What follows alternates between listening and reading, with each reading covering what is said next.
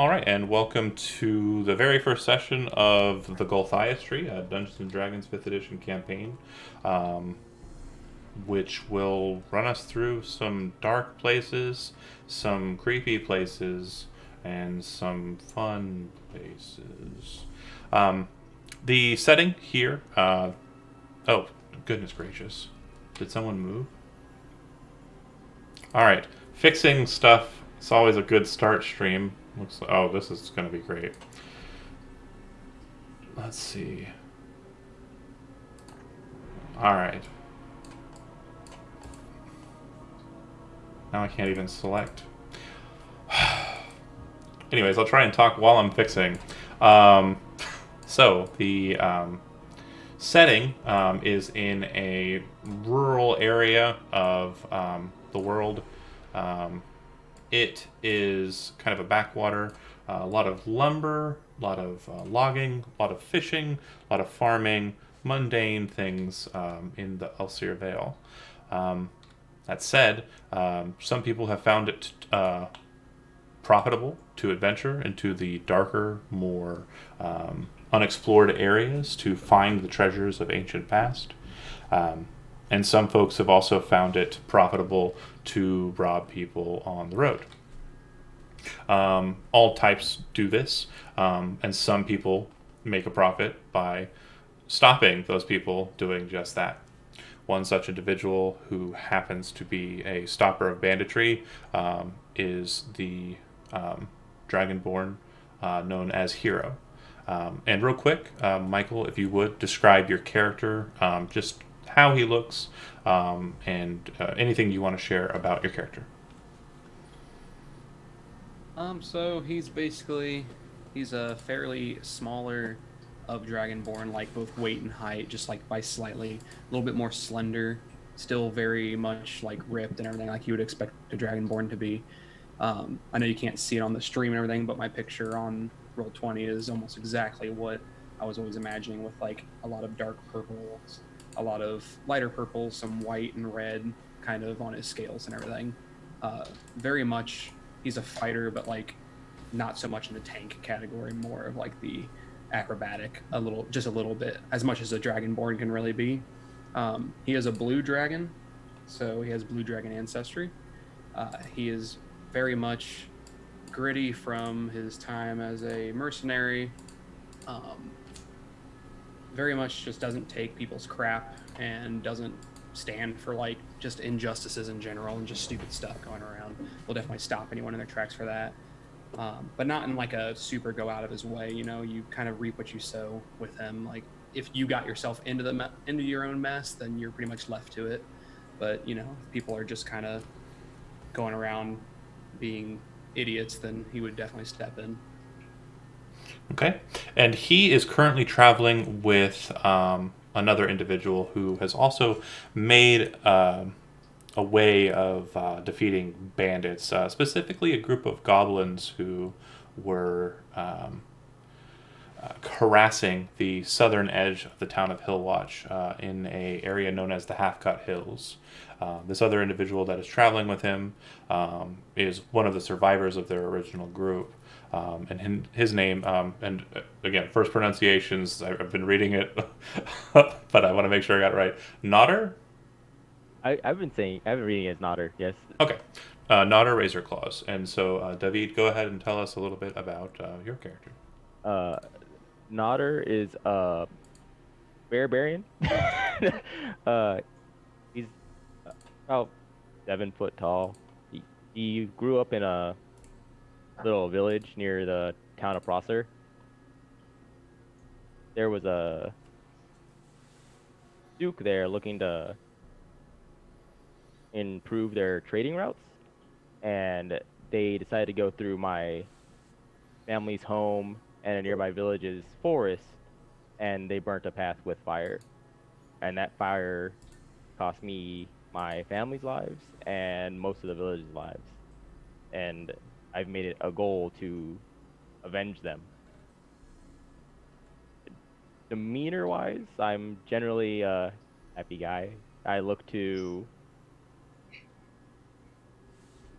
make sure that everyone is welcome and sharing in my house, and I'm always down for a good meal. Okay. These two heroes who have been kind of meandering about in Hillwatch looking for more work, again, for their own purposes, um, left to them or spoken aloud. They are staying mainly at a location in Hillwatch known as the Old Boar Inn, and that's OL apostrophe Boar Inn. You've probably heard it told by the tavern master or the servers at the tavern that the reason why it's called the Old Boar Inn isn't because it's folksy. It's simply because the paint on the right side of the sign has been kind of blown off by a wind that gets between the Old Boar and the general store next to it, and it's left nothing besides what looks like an apostrophe, but it's actually the top portion of the D. Um, that said, it's not a very exciting place at all, and neither is the barkeep, an individual who goes by the name Garon, human, typical frontier-born individual who has a stained apron, no hair left on his head to speak of. He often kind of meanders if you let him about tales of his past greatness. Most people don't let him do that and will kind of move away when possible. That said, a couple of newer arrivals have kind of entered into the town. One such individual happens to be Sen, Elizabeth's character. And go ahead and tell us about Sen. So Sin is a changeling who grew up as a street orphan until um, about their early teenage years, and mostly um, lived through begging and stealing, and then tried stealing from a jeweler who was an elf jeweler, and he actually took Sin in. Sin primarily fronts as neither male or female and presents in similar fashion to what her family looks like, or their adopted family looks like. With golden, copper hair, alabaster skin, because the family is moon elves. And yeah, they are trained as a jeweler, but still have those urges of that they to thieve a little bit, so they are a rogue. And they're also not very familiar with this kind of, well, to a degree, this kind of backwater kind of town. So, from what I Yeah. understand, Sen comes from Brindle, which is the main city hub in the Osir Vale. And so they kind of uh, are here, and if you were to know more about Sen, you'd kind of wonder why. And we'll get to that in the future. And another entry into the tavern is what appears to be some sort of mage or priest, perhaps. Um, Tell us a little bit about your character, Stephanie, her name being Alenia. Alenia's kind of your standard elf cleric. She's fair skinned. She has really long, pretty blonde hair, um, blue eyes. She is about like 5'9", I would say. Um, and she's here to investigate a place called the Sunless Citadel. And she is actually a priestess of a sun god. And so she's kind of going there and trying to basically purify it and claim it for her church. So, common knowledge in this region is that the primary god, specifically amongst men, is the god Atadius, the god of light, the even handed judge, the god of absolute law, and the one who sits in judgment of all. Atavius is also known as the Morning Lord, but this moniker is a bit older. Hasn't been used too commonly in the last 100 or so years. That said, Atavius is pretty well known. And if Alenia is bearing a symbol of Atavius, which is a cross with the two sides meeting with the top in kind of a triangle pattern, forming an arrow, it's known as the Atavian cross or the straightest arrow. Most people would be able to recognize that as such. That said, there are also in the tavern's tap room, or the inn's tap room, rather, a couple of other individuals, farmers mainly, but there do look like there are a couple of merchants who look like they're very haggard and tired from the road. And it does look like the farmers are kind of slowly getting into their cups and becoming a bit more boisterous as the evening, or rather mid-afternoon really, is starting to pick up. I would say time-wise it's probably a few hours after midday, so not terribly late in the evening. Still plenty of light left, it being a spring day. That said, you all are within the tap room proper, and I leave it to you. Just feel free to engage as you please. Oh.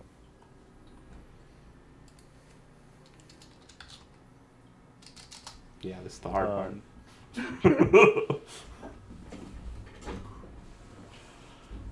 So would this have been after mine and Heroes sort of like side run? Are we coming here immediately after that?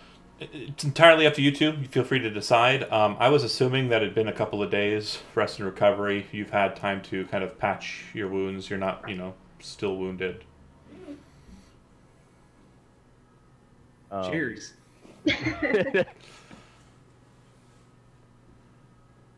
Then I would like to go see Garan and talk to him about. Well, I would just like to go. I would go and ask some patrons. Is Garan at the bar today? Yeah, Goran would be behind the bar. Actually, he's present. I would assume that he's greeting. Alenia would probably be the last one in. When you entered Sen, where did you go? The tavern tap room, or the inn's tap room, just so you have an idea. Simple bar next to some steps that lead up into the inn proper. Then there are about 6 tables, a makeshift stage in one corner, which looks like it's covered with dust, hasn't been used in quite a long time. Too bad nobody played a bard. It doesn't look like there are too many windows on the wall that has the stage, but plenty of windows on the wall that has the doors. All right. I think you're muted, Elizabeth. Forgot to unmute. It's okay. Probably be over by the bar, ordering a drink. Probably flipping a coin. So then when you're coming to approach and speak to Garen, Garen's probably about midway through some diatribe about how cool he was. It's like, oh yeah, I remember the time when me and my boys, we went down, we dealt with some goblins in the half-cut hills. Oh, just like this fellow here. And points at the bear as he approaches. They're a mean lot, aren't they? Grizzled. Not as grizzled as a bear, but grizzled.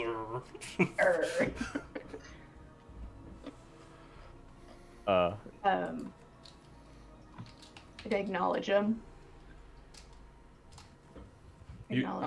I'd be at the bar, but I'm not acknowledging that story at all. I'm just going to keep to myself. You've been to this bar enough to be able to kind of block him out and drink. Best course of action. On the other hand, I am fascinated with these stories because he is just so different, and I don't know anyone like him. So he seems to have a superpower that if somebody is paying attention to him, his focus immediately changes, and he starts pouring you a drink, and it looks like it's a fine elvish wine that he's pouring. The bottle that he's pouring it from is completely covered with like a thick layer of dust, and when he pulled the cork out, it was kind of wrapped a bit with like an old linen, and so it looks like it's a very fine but very old elvish wine that he's pouring into this clay cup that he slides over to you. Oh, that looks delicious. Thank you. No problem. It's on the house. Well, yeah, the goblins, I mean, they're a fierce lot, as I said. And I hit them with my hammer.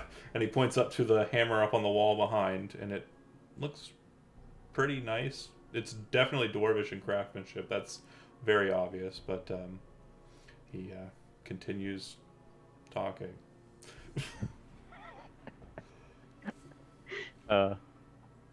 On my way up towards Garen, I pat Hero on the side, and I ask Garen, have you come across any travelers that would make a good party for us to go out adventuring with? He kind of snaps his attention. Oh, well, no.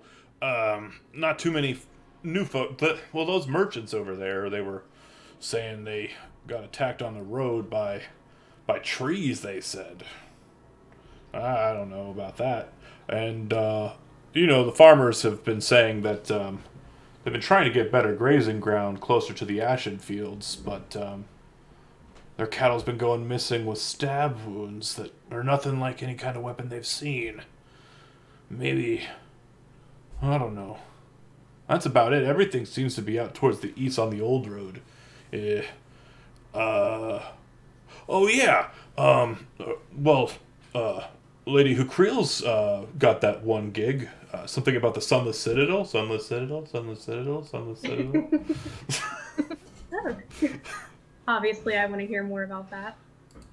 Oh, yeah. Her kids are adventurers, like you and your dragon friend. They went missing about a month ago. They said they were going to the Sunless Citadel, out east on the old road. They were traveling with two other folks, a holy knight of Atavius, Sir Bradford, and I believe they had a ranger with them. That's about it. About a month gone, yeah. But she's willing to pay handsomely if you can bring back any information on how they went, or maybe recover them if they're still alive. I'm like taking out a piece of paper and just kind of making notes. Looks over at Nodder, and then looks over at the priestess, then looks back over at Nodder. You were looking for folks interested in adventuring, and I was. she looks like a holy pilgrim. She might be helpful. Do you have some interest in the Sunless Citadel? Citadel? I'm kind of like squinting at you a little bit, like looking you up and down. Yeah, actually, like, gonna consider. Would you care if I joined you? I'm looking to gather resources, and if they're willing to pay handsomely, I'll take any help I can get. All I care about is the pay. What is the pay, and what do we actually have to bring? Because it sounds very, very vague. Bringing back any information, or bodies, or saving them. That's all very different things and very higher caliber. Are we talking potentially more pay for bodies, or just information? Well, she's the merchant lord of the town. She's got a decent amount of coin. I can't remember how much it was for. Farmer nearby yells, "She said 150 per ring, if you can bring them back." Well, if that's enough for you, Dragonborn? They Kind of leans in towards Hero.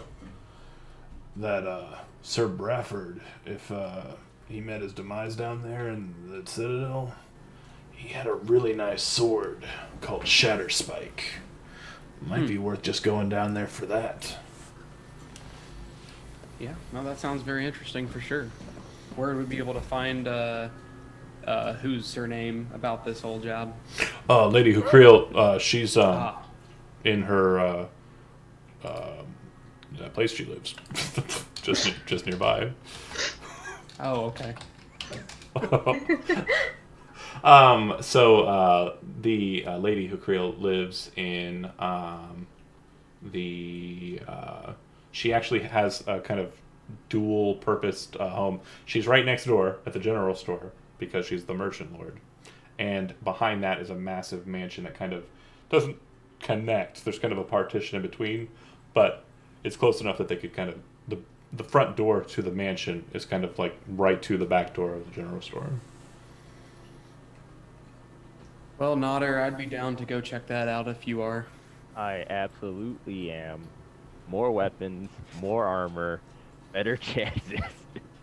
Papa Would you John's. gentlemen care if I'm gonna like kind of slip in here a little bit? Would you gentlemen care if I joined you? I'm interested in going there and helping the children as well. Yeah, I was going to ask, what kind of skills can you offer? I can heal any wounds that you have. Oh, you're a cleric. Hmm. I'm going to stop you both right here. I wasn't offering to bring someone with us, and to me, more people means more splitting the money. So I will agree to bring you if I am still getting my share. I don't care about the money. I just need to go. Okay, fair enough. I've been eavesdropping this whole time and leaning in, paying attention. So I chime in and say, you can always find more ways to make money than just the reward. I shortly start. I hadn't noticed. Hi. Oh, hey. Sneaky. And I'd be happy to join you and find a few extra coins for the group if you don't mind me joining. And let me ask, if you don't mind, what would you add to this group exactly? If you don't notice I am an actual dragon, what can you do that I wouldn't be able to handle along with the cleric? Do you want to one up him and turn into one too? Sorry. Great question. Yeah. Do you want to be bigger than him? Because you've seen Dragonborn. You're you know, city-born. So Yeah. yep. So As big go as ahead. I can go, which is still medium, but big. Just massive Dragonborn appears before you, pretty much in the same garb as the individual that was there a moment ago, but yeah, bigger than you. Hmm. 2 dragons are better than 1. Yeah.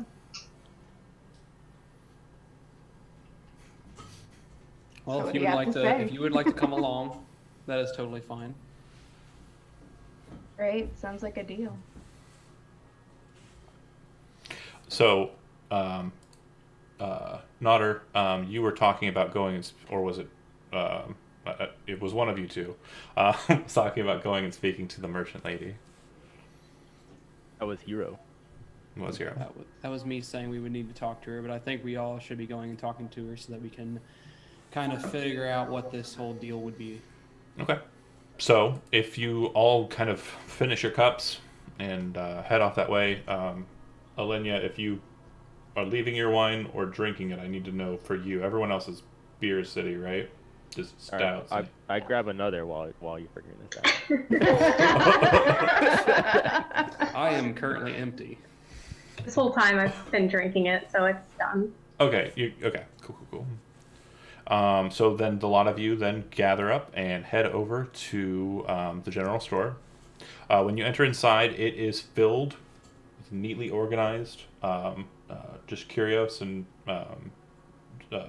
simple, mundane tools and kit for what have you. Adventuring is not terribly common, but there's definitely things here that definitely stand out to you as adventure gear.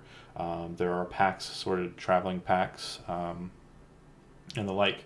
It seems that the only other person in the general store at current is a tall woman. She looks like she might have elvish blood in her, based on her slightly pointed ears and just very fair features.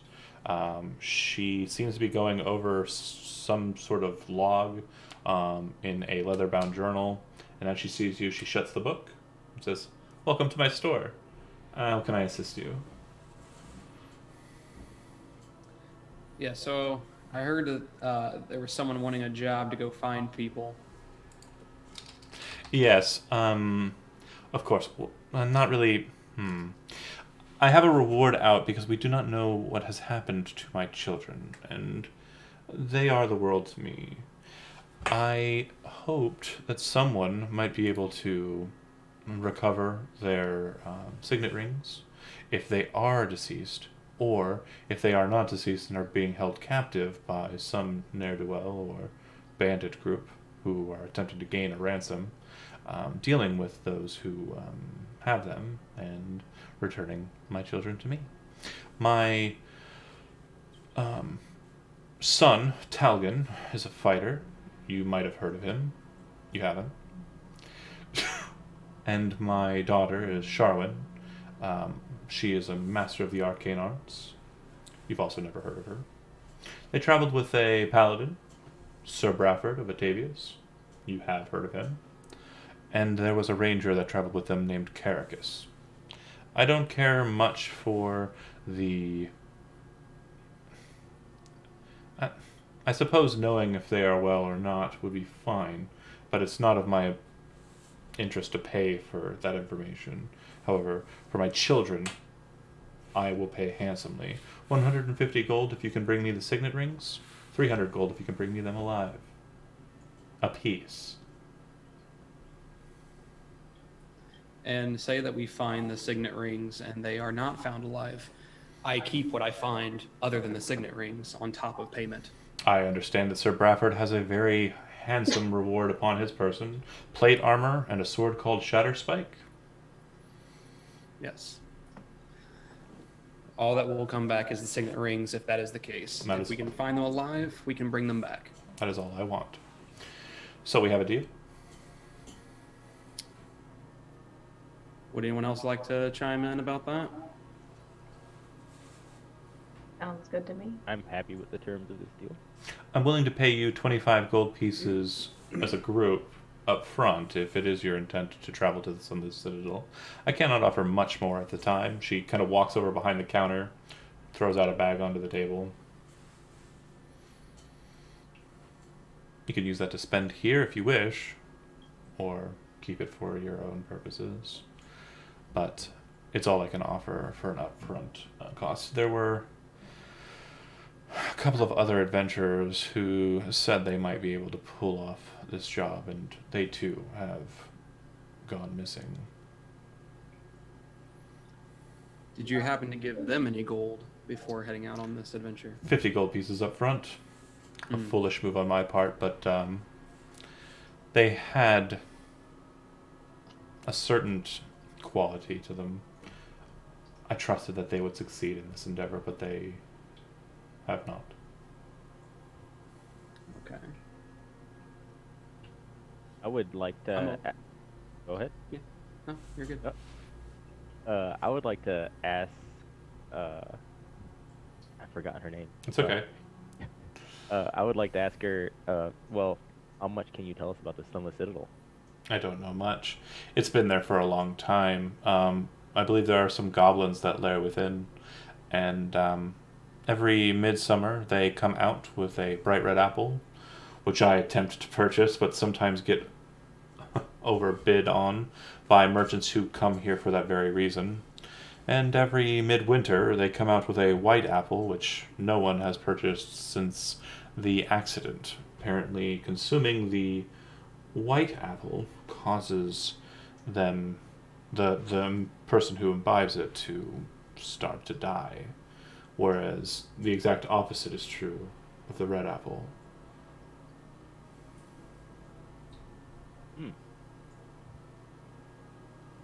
But only goblins. Correct. If they say there's goblins, there's something bigger, for sure. That is my experience. I think historically, the Citadel was, at least. No, I don't know too much about it, other than it is called the Son of the Citadel.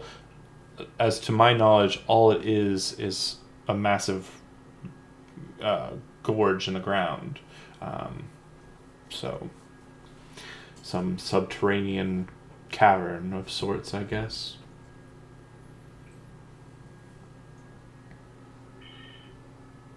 I've kind of been browsing the shelves here while you guys have been talking. She has all of the mundane items you would find in the player's handbook. She also seems to have racks with potion vials. There are a couple of red-colored ones. There's one that's a clear-colored, like liquid, which kind of has like a sheen on the top, which is kind of like frosty blue. And inside of that clear liquid at the bottom is a massive toenail. There's also a liquid that appears to be set in 3 stages. If you kind of move to handle the bottle and move it a bit, it seems that no matter which way the liquid goes, the 3 layers of the liquid always remain in the same kind of pattern. Like it moves, the liquid changes, but it's 3 layers and it's always going to have 1 layer on top, 1 layer on bottom, 1 layer on the middle, and they never mix. Would I know what any of these are just by You can make an looking at them? Arcana check if you'd like. Okay. Oh my god, it's the first roll, you guys. Ah. I was hoping it'd be initiative, but Oh, this is gonna be a bad one. Drum roll. And real quick note, so the stream doesn't show the dice rolls, so just say what you rolled. Oh, do I pick the First left one. or right? It's always the 5. first one, yeah. Absolutely not. Slightly understand what the red potions are, probably potions of healing. You don't know the potency, but it's pretty common knowledge. Okay. I think I want to grab a couple of the healing potions. The price tag on them, which is just like a small little piece of twine attached to like a small piece of parchment, it reads 50. Oh, okay. The potion with the toenail in it, 250, and the weird doesn't mix potion, 50 as well.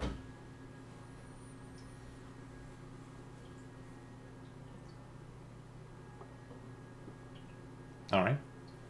I would just say we take the 25, split it amongst ourselves, and move on. Okay.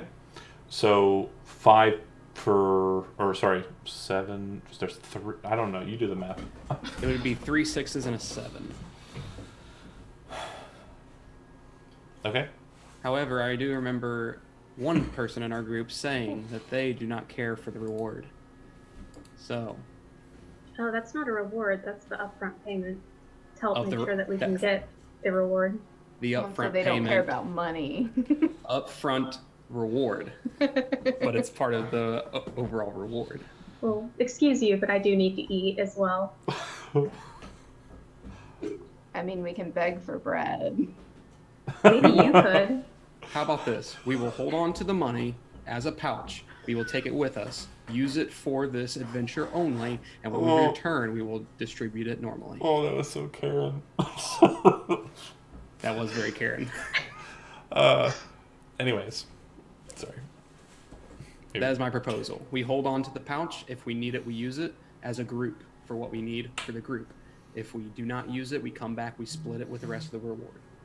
That's my Sounds proposal. reasonable. Lady Hukriel kind of looks at your group as you're bickering and talking back and forth, and she says, if our business is concluded and you don't plan on purchasing anything, I have some matters of accounting that I need to get to.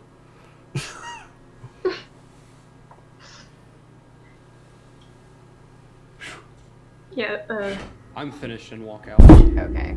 We're a done. follow. Okay. Out into the just common area of Hillwatch, and the pretty common, boring town. Like I said, it's about afternoon. I'd say time-wise about 3 o'clock. Um, if you had to venture a guess, the presumption is that this location is probably at most a day's travel away. Not much gets beyond Tamor Hill, which is to the east on the old road. Um, and yeah, if you were to leave today, you'd probably camp out there. If you were to leave tomorrow in the morning, are going to be arriving at night. Probably leave now. I'm fine with camping. Yeah. Okay. Probably be better too, because we wouldn't be stumbling around in the dark later on. Mm-hmm. Okay. Any? We all know where the Sunless Citadel is. So, based on what you've been told, it's down the old road. Okay. And so you understand, too, the trade roads between Prosser, Doth, and Hillwatch kind of form like a triangle between the three, with Hillwatch being on the far bottom side. Not much exists in the east besides the Ashen Plains, which are pretty much an area where people can't do anything with the soil. The soil's ruined for whatever reason. Some Holocaust in the past, some horrible thing that happened destructively. And then, what was I going to say? My brain. Oh, right. Then there's Tomar Hill, which is kind of a religious site for druids. But beyond that, there's not much to the east that is considered noteworthy. But yeah, about a day. All right. All right, let's go. Okay. If you're traveling and you are planning on camping, go ahead and roll me a d20, pick a representative of the party to do so. And if you have someone who is nature-y or has survival as a skill trained, select them as your camp setter. And if someone who also has survival trained besides that main camp setter wants to help the camp setter set the camp, then you can roll with advantage and you're helping them, or you can both roll and choose the higher of the two rolls, your choice. Does that make sense? Okay. Yeah. A lot of words. I'm from the city, so. I don't know, survival trait. So I do have survival as a trait. Okay. And Nodder and Alenia, do you have survival as a skill trained? I grew up in the woods, but my survival is terrible. So you do have it? And you're alive. I don't have it. Oh no, Stephanie, you have it? Yes. Okay, cool. So decide between the two of you. You can just ask who has the higher roll, who wants to be the lead camp setter, and then the other person helps, or you can both roll separately. Whoever gets the higher of the two, we go with that one. Well, I have a whole 3, so. Yeah, That's the same that I have. We can both roll and then decide after. Okay. Pretty sure Mike's good in it. Yeah, I got 18. Yeah. I got 23. Sorry, Michael. So, Mike. Is it Mike? Is Mike fine? Is that bad? I'm sorry. I said it. My brain. It's hero. It's right. Yeah, Mike is fine. Fair enough. Names. Everyone at work calls me Mike, so Okay. I'm very used to it now. Anyways. So that's good enough.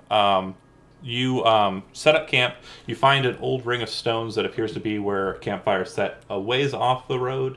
And as you're doing so, you can see that there are a couple of farmers who are actually coming up the way that you are going to be heading down, up the old road. And these two farmers, they have maybe a dozen or so livestock with them, look to be cows, and are kind of just heading off in your direction. You can see that one of them seems to be a little bit more labored than the other, with a very large pack, and there's also kind of like a drag behind him as well that seems to be kind of pulling something along as he's walking on. The two individuals happen to be Gulthias, which are kind of like a giant-born race. They're like 7-8 feet tall.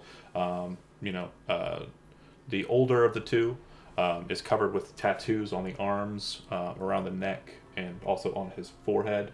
The younger of the two No tattoos.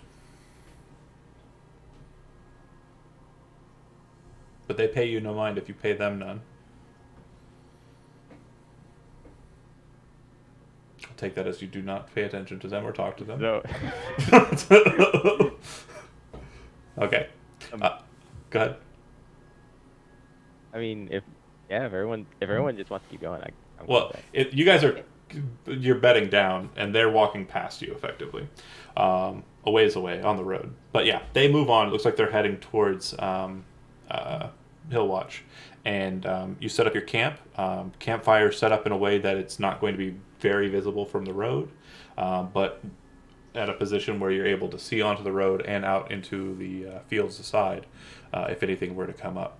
And then the representative of your group that is going to be the random encounter roller, just pick somebody and then have that person roll a d20. Who's it going to be? David? How about Elizabeth? Oh. That's 'Cause fine. Or David, because we've all rolled. Other than I you can two. roll. I think she's a little luckier. I don't know Yeah, I think about she. that. I think she's very lucky. Not gonna lie, I only know how to roll dice from the side thing. Sure. If you go to the toolbar on the left side, you should see there's like a d20 above the question mark. If you click that, it'll open up a window, and they should have pictures of dice. Oh. And if Whoops. okay. I rolled. You Well, did it. he's Didn't the mean one. to. He's the guy. He did it. That's the one. So We're yeah, not taking that. Oh. we're taking If I that one. click- That's the one. You We're said if I clicked Oh, it. guys yeah, wanna let's take take her. that? Let's take Michael. You said if I clicked it, it'd pull up pictures, and it didn't. It just rolled it. Do you want to go with? Because you were trying to push it on Elizabeth. Do you want to go with hers instead? I feel like Elizabeth is. I am down for going with Elizabeth because that's who you were saying was doing it. Mine was a mistake completely. I thought it would come up with a different menu. Sure. You won a 3. I mean, Well- I shouldn't have rolled in the first place though. Yeah. The quick note for the random encounter rolling. Rolling high is bad. Oh. Oh. And we do win a 3. Never mind. Right. That's a pretty So- good roll. Thanks, Liz. You're welcome. I know that the elf trances, which means that instead of sleeping, she basically meditates for 4 hours, which she's conscious during. So she can effectively be awake for the entirety. The rest of you need 8 hours of sleep. Anything less would cause some problems exhaustion-wise. And I know that you want to kind of be down for a period where everyone's able to get rest, but you at least have one person up and operative at a time during that sleep period. So how would you like to arrange your watch cycle to get you to a point where you're able to kind of all rest down and all take a watch? Or do you just want to let Alenia take the whole watch cycle by herself with that on-operative position in between the 4-hour block? I would take first watch Okay. of the evening going into the night. I take last watch. And that leaves Nodder with the split shift. Fair enough. So that said, Nodder, during the second watch, you hear kind of a loud kind of banging noise and then a scream come from the road. When you kind of peek over in that direction, you see what looks like a bunch of small humanoid figures clashing and fighting. Oh. Oh, I don't like how that looks. Stephanie, Alenia would also get this as well. I assume that you would have been trancing at one of the end shifts instead of in the dead middle. So, How much can I tell from here? Like, can I make anything out? well, you have you don't have low light vision. Alenia does. So you'll be making a perception check with disadvantage, and Alenia will be making a perception check normal. So on your skill sheet, you should see the word perception. If you just click that, it'll roll it. And Oh. Oh, wow. okay, so damn these elf eyes. You can't really make out what's going on. It literally just looks like a a melee of some sort, but you can't really sort it out. You're not used to seeing combats from this angle. Nodder, on the other hand, is seeing combats from all different angles, and even in just the starlight, is able to understand that it's starting to wind down very quickly, but it appears that the fighting is between goblins and people made out of tree branches. What do you Oh, see? I see lots of goblins, and I see what I think are treants. Well, they're tiny. Oh, goblins dressed as trees. No. No, I'm kidding. Okay, but yeah, focusing in on I'm it. kidding. It's just trees. They look like little hedges that don't have like any leaves that are running around stabbing with like branches. Will I know their name? Yeah, would this be something that sounds familiar to either of us, or? Never heard of it. Okay. And what looks like little bushes Yeah. stabbing goblins with their branches. As you're Well- trying to make it out and trying to decide what's happening, you see that the goblins are defeated pretty quickly, and then these weird twig creatures kind of just rush off to the north of you, kind of heading away. The goblin bodies are just kind of left on the road. Well, we should make note of that if we're gonna go that way. Wasn't what's his name? The barkeep. Garen. Donor? Garen. Wasn't Garen telling us that there was a bounty out for tree creatures like this? Well, I remember he said that there was. I think there were people who were being attacked by something like that. I don't fully remember, but. Down the old road. Mhm. Do you want to go investigate the goblins? I do. Are you going to go alone? I am already leaving. Alenia, I'm do you curious- stay I'm back? curious how What- quickly.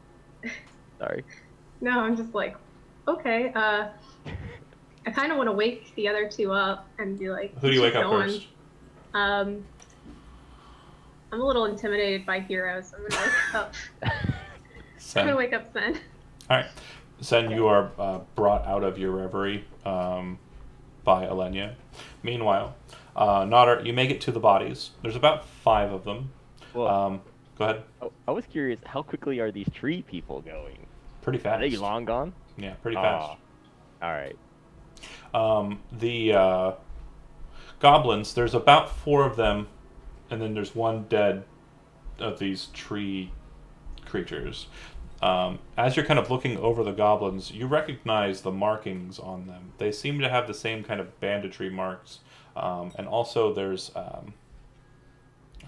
thong of leather around their necks that has a green rusty nail on it, which is the symbol of the green nails, which were the bandit goblins you dealt with in the half cut. So these appear to be the same clan or band of goblins as those. The 4 that are dead, they have the standard goblin weapons, with the exception of 1, who appears to be holding in his death grip the arm of a person. What the? Do I recognize this arm? When you go over and inspect it, it looks like they have a mace that is literally the arm of a doll-like creature. It looks like it has ball joints in the center that seem to have been locked. The fist is kind of out and held like this, which they were using as the bludgeon, and then there's kind of like leather wrapped around the bicep, which the goblin apparently was using as the handle for the club. I reach for the club. Okay, you have a club. Oh, all right. I poke at some of the goblins with it. Yeah, they are all dead. Just to be sure. They look like they were stabbed with severe puncture wounds. And you kind of had that weird moment where you clicked a second ago. You also remember Garen saying that people were saying the farmers were saying their cows had similar puncture wounds. It looked like Sam was about to say something. Oh, yeah. I'm waking up and I'm very cranky, but I'm waking up nonetheless. And asking, what do you want? Um, the bear just went and off into the woods over there. I don't really know what to do. We're kind of in a plain, but yeah. Sorry, just make sure there are no trees. But the only trees are the ones that are killing Oh. people. Okay. He wa- I don't know what he's doing, but there was there were some goblins and there were like bushes almost that were running around, and I'm just like kind of rambling about like what was going on. Nodder probably okay. makes it back by this time since he didn't do too much in the. Well, Go I'm ahead. I'm also still curious about this tree thing. I wanted to like Oh, okay. inspect it. Yeah, it looks like a bunch of like twigs kind of bound together in kind of a humanoid form. Looks like some of the ones that kind of create the feet kind of move up into the hands, and then like the core of it seems to be kind of like one trunk, which all of the other twigs kind of connect to. Huh. It doesn't look natural. Yeah, make a perception check. Again, with disadvantage because it's dark out here. I have keen eyes. Not so keen, Right but in front of it. the thing you notice is that not too far away from you, and it kind of makes you go, whoa, is a creature that looks just like that. But as you kind of focus in on it a bit more, it's just a shrub. There's a shrub out there that looks just like this dead thing. And you start looking around and seeing more of them all about. And as you think about it, there were shrubs all along the roads, just like this one. I back away with my club. Slow. I wish I had a flashlight. I'd just be like, You said I recognized the bandit mark on the goblins. Does that have any other significance other than? So these goblins seem to be far afield from where you recall having last encountered them when you defeated them in the Half-Cut Hills. Okay, so just the fact that I know I've dealt with this group before. Yep. You don't remember one running around with an arm as a weapon during your melees, but you do remember that they had the green nail attached to a leather string that marked them as the green nails, is what they were called by the townsfolk. All right, and I continue to back away. All right. None of the shrubs march out to kill you. Sen and Elenia having that conversation. Yeah, I'm just like kind of, oh my gosh, and then they were stabbing everyone, and then and like just keep going on, and then he comes back, and we're like, oh, there he is. And I'm just very confused and groggy. It honestly doesn't sound important enough to stay conscious Yeah. for. It sounds handled. Yep. You are correct. You go back to sleep. Scary. You That's go so back, scary. you go back to sleep. We'll with handle control. it. We'll handle it in the morning. So I sleep until my watch. Okay. And then, Nodder, you arrive back. Elenia, you notice that he has a arm. What is that? While I was checking out the battle, I saw one of the goblins. They're all dead. They're all full of holes, and one of them was carrying this. Do you know anything? No, a dismembered arm. I don't actually. You just picked it up. Yes, and I don't trust our area anymore. I can't describe it all too well, but those tree things that I saw are like everywhere, man. Oh god. Okay. Make a perception check, Elenia.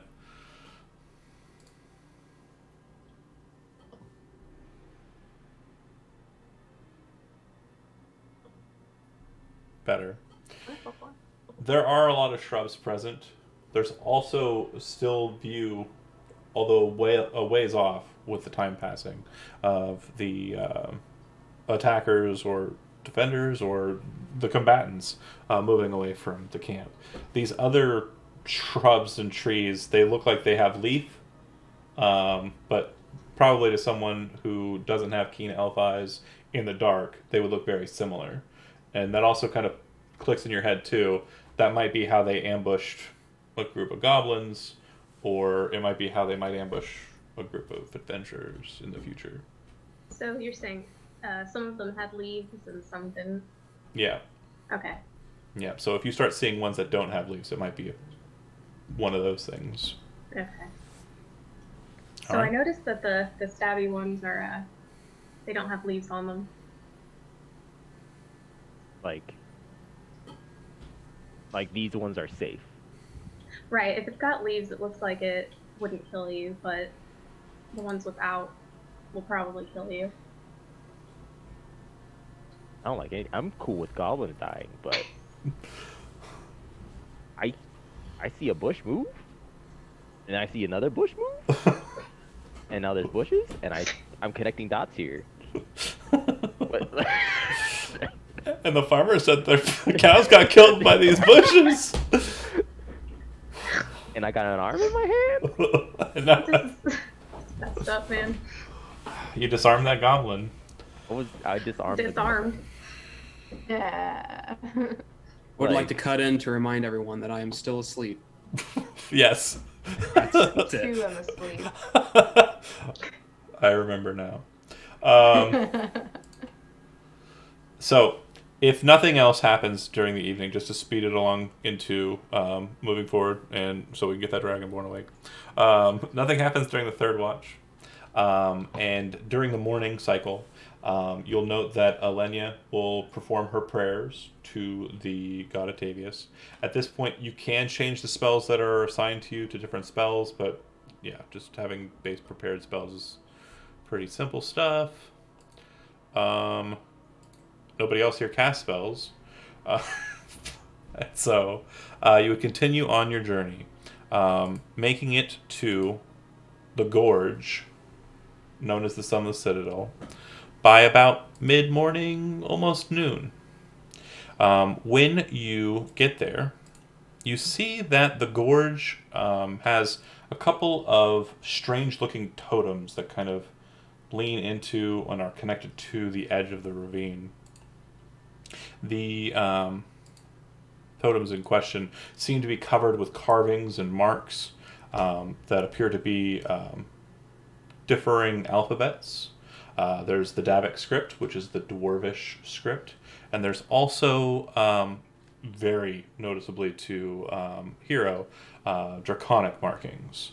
I think it's, yeah, I can't remember the name of the alphabet for dragons, but yes, Draconic. So there's definitely different markings all about these strange looking totems, but they don't seem to present any like imagery. They're just weird standing stones and wood. Let me give you a picture of what I'm talking about. If my thing works. Here we go. Attached to one such stone column is a set of knotted rope. Looks like it descends down into the darkness. Across the other side of the ravine, there is a kind of standing stone thing. Looks like some sort of altar is in the middle of it. But yeah, rope that descends down. Does anybody here know Dwarvish or Goblin? I know Goblin. You would recognize that, in knowing this, you would know that the alphabet that Goblins use for their language is the same as the alphabet used by dwarves. It appears this is graffiti, clan markings. It seems to denote that the clan in question that holds presence here, or held presence here, you're not sure. It looks like they call themselves the Red Rings. And it seems like they've stamped over draconic markings. I would like to try to read the draconic markings anyways, examine them. You read the draconic markings and see that they are prayers, kobold prayers specifically, to their dragon master. And it looks like their dragon master at this point is Calcrix, servant of Ashmedea. And I'll go ahead and type that in the chat so you have them.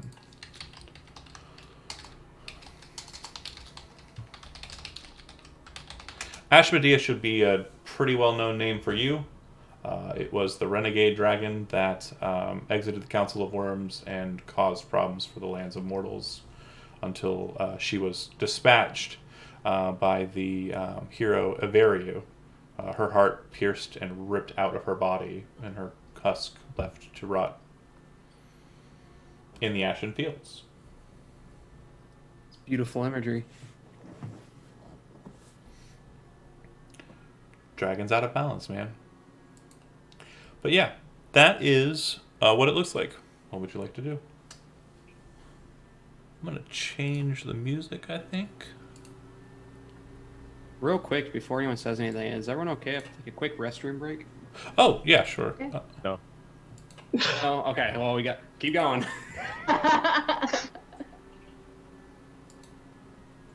I'm going to go grab a beverage then if we're going to take a quick break. Thanks for those who are watching. If I could do commercials, I'd throw one up. I don't know what that is. Oh, hold on a second. David's gonna sing show tunes. My good friend Andy is in the chat, and I keep on looking over and seeing it and not moving over to type it. But yeah, be right back. What?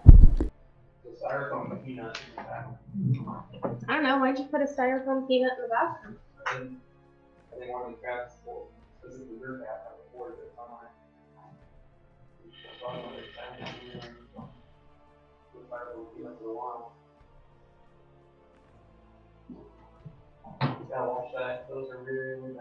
Yeah.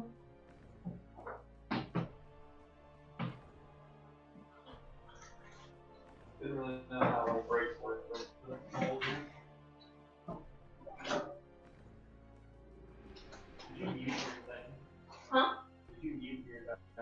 What thing? The chat. What? Did you mute your chat? I don't know.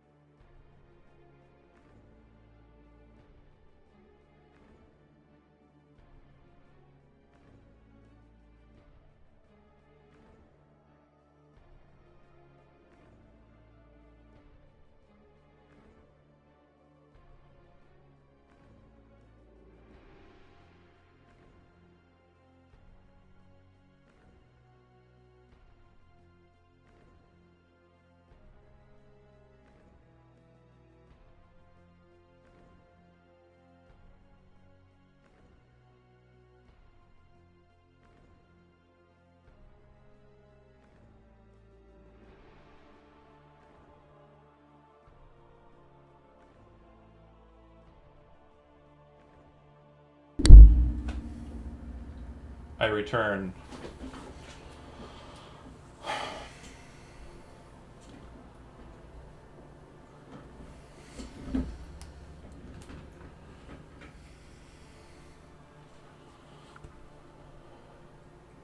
forgot to hit spacebar. Spacebar is important.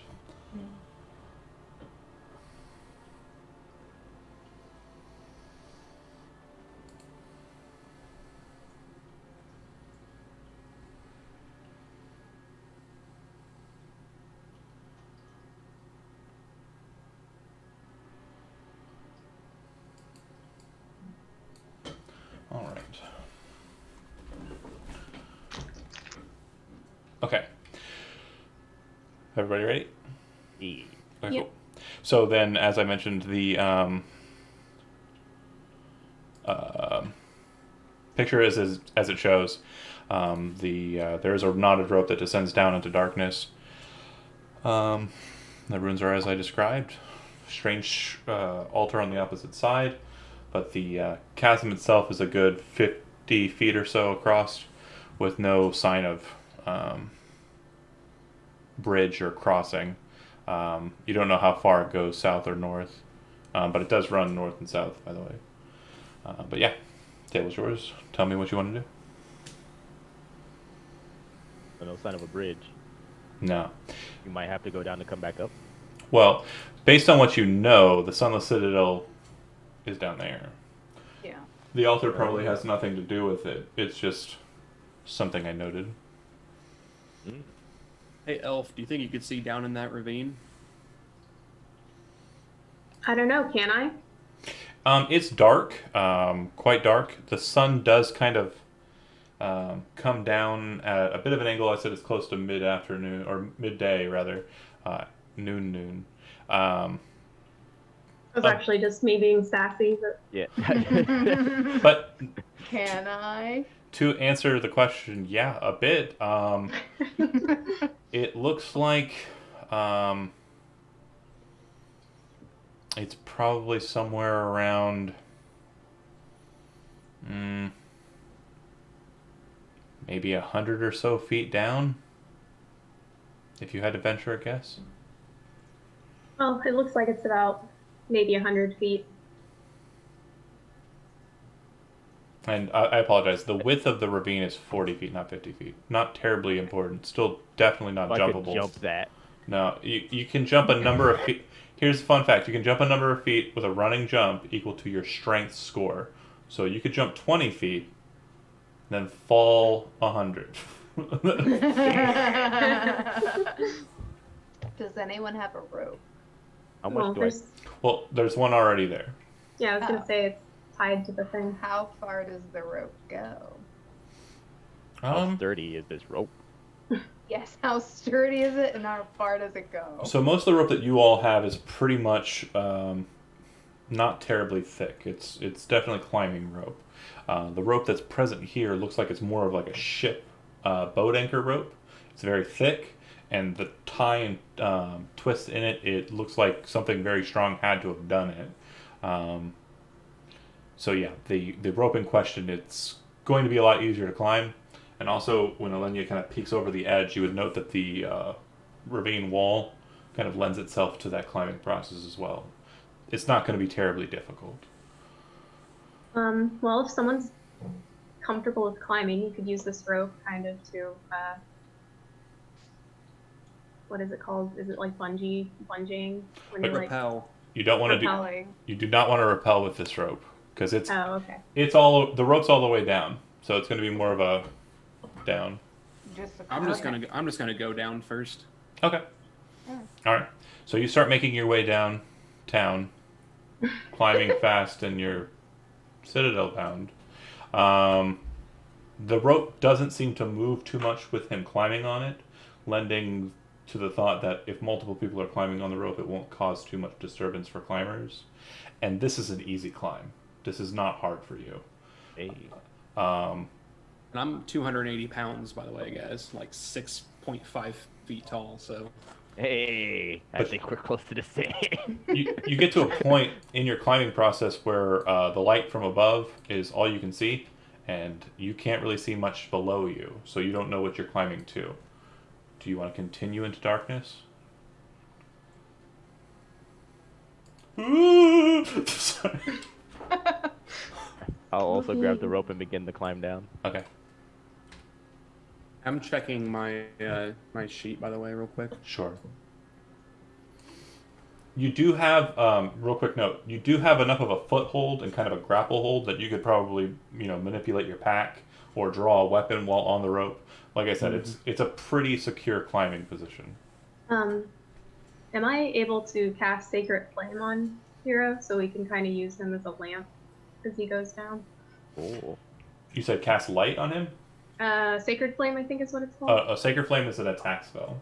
Oh, is it? So okay. well, it'll allow So you for, want to catch me on fire? It'll deal damage. it's actually A radiant. sacrifice. It's actually radiant, so it's not going to burn. Some things Oh, okay. some things are misnamed. So Sacred Flame doesn't burn anything. Chill Touch, it doesn't freeze anything. So Yeah, it's D&D. I mean, it's just classics. A magic missile. Yeah, those are magic missiles. That's pretty on point. Am I able to use an attack that might have a lighting characteristic in order to see better? Well, do you have a torch in your on your? Do you have an explorer's pack? I do. Yeah, I Yeah. do have a torch as well. You can basically kind of secure yourself against the stone, pull out a torch, get out your tinderbox, light the torch, and have it. You won't be able to climb with the torch, but you can definitely hold it at this point and drop it if you wanted. Okay, I'm actually gonna do that. I got an extra arm. You drop it. The darkness kind of started at about the 60, 70 foot depth, and the torch kind of descends down about 30 more feet and hits with kind of a rough impact against kind of a sandy ledge. As you kind of look out at the light, you can see that the ledge is about 20 by 20 with kind of sharp, jagged edges, and you can make out what looks like a staircase that descends off of the opposite facing from the wall. So if you were to come down, you'd walk out onto the edge of the ledge, and there'd be a staircase that descends against the facing, kind of like a switchback along the cliff wall. You also see that there looks like there's a fire pit on that landing that looks like it's been left unattended. With that, after dropping the torch, I would also draw my long sword. Okay, so climbing with your weapon, you can kind of place the sword kind of in your mouth and get to climbing, and you make it down onto the landing and brandish your blade. Not too far behind you, I'm presuming, especially since he had a bit of time to catch up with you lighting the torch, is Nodder. I'm going to go ahead and assume you're using the longsword one-handed, right? Pick up the torch with the other hand. Is that okay? Yep. It's easier for lighting purposes. All right. Yeah, so I can dual wield. I dual wield long sword, so I'm good with either hand. Okay. So left hand for sword, right hand for torch. Yeah, and you can use the torch as an improvised weapon if you want to. So. Oh. All right. You see the landing as it is. Looks like it descends down quite a bit. As you are at this position, the northern portion of the map is actually the cliff face. And when you get down onto the bottom here, what you notice is that the sandy kind of ledge seems to overlook a subterranean gulf of darkness beneath you. The ledge is wide, but it's rough, like I said, on the edges. It looks like if you were to, it'd be precarious. It might, break off bits of it and so on. There's a rough-hewn stairwell, as I mentioned. On the ground near you, it looks like there's the fire pit that I mentioned. It looks like it's relatively recently used, not too long ago, based on what you can see. Would require a bit more investigation on that one. And then behind you, the walls seem to have kind of these small kind of holes on specific areas, and there's a bunch of animal bones kind of laying, not a bunch, but a decent amount of animal bones kind of like embedded in the sand around those holes.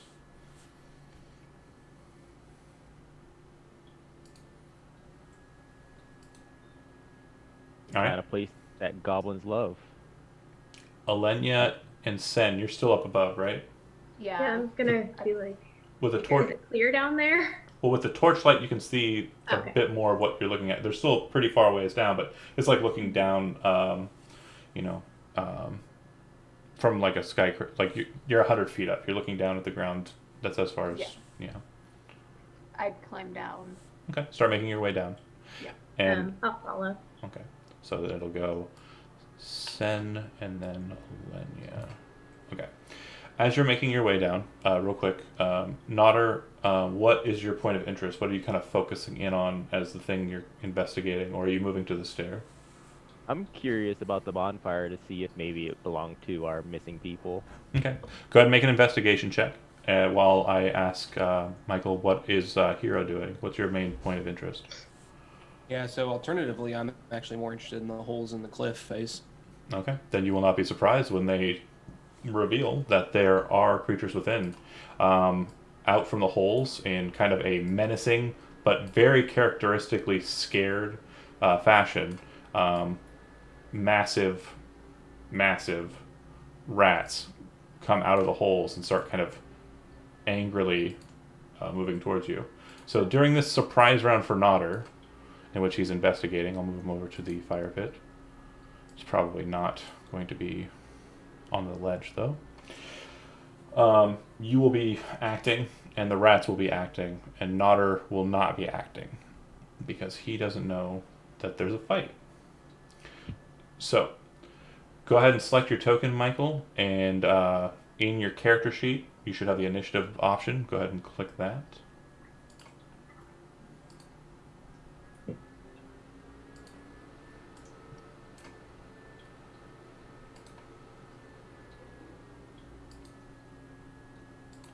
Giant rat. It should be doing the first one only. They are pretty fast. But Hero is quicker. Alright, so as they burst out, you see them, and they kind of rush out towards you. They look feral, a bit mangy and kind of emaciated, like they haven't been eating too well down here. But they don't look like diseased or like anything. They look like, healthy enough rats. That said, what would you like to do in response to them kind of coming out? You're muted. Oh. You're not. I'm sorry. Yeah, It's okay. I wasn't even saying anything yet. But, so if I wanted to do, like, drawing my weapon isn't going to be an action. Is it? I would have Drawing my assumed. secondary weapon. I would assume, based on you describing that you're a two-hander and you had your longsword in your mouth and you've got a torch in your hand. I mean, you got the two. If you want to go with that, or if you want to drop the torch as a free action, as a item interaction, draw the second weapon and fight with two weapons. I'm fine with that too. I'll actually fight it with just my one longsword. I think that'd be fine. Okay. For rats. So, just make an attack roll for Yep. the longsword. With the longsword, 15 will hit, and then you click the longsword for the damage.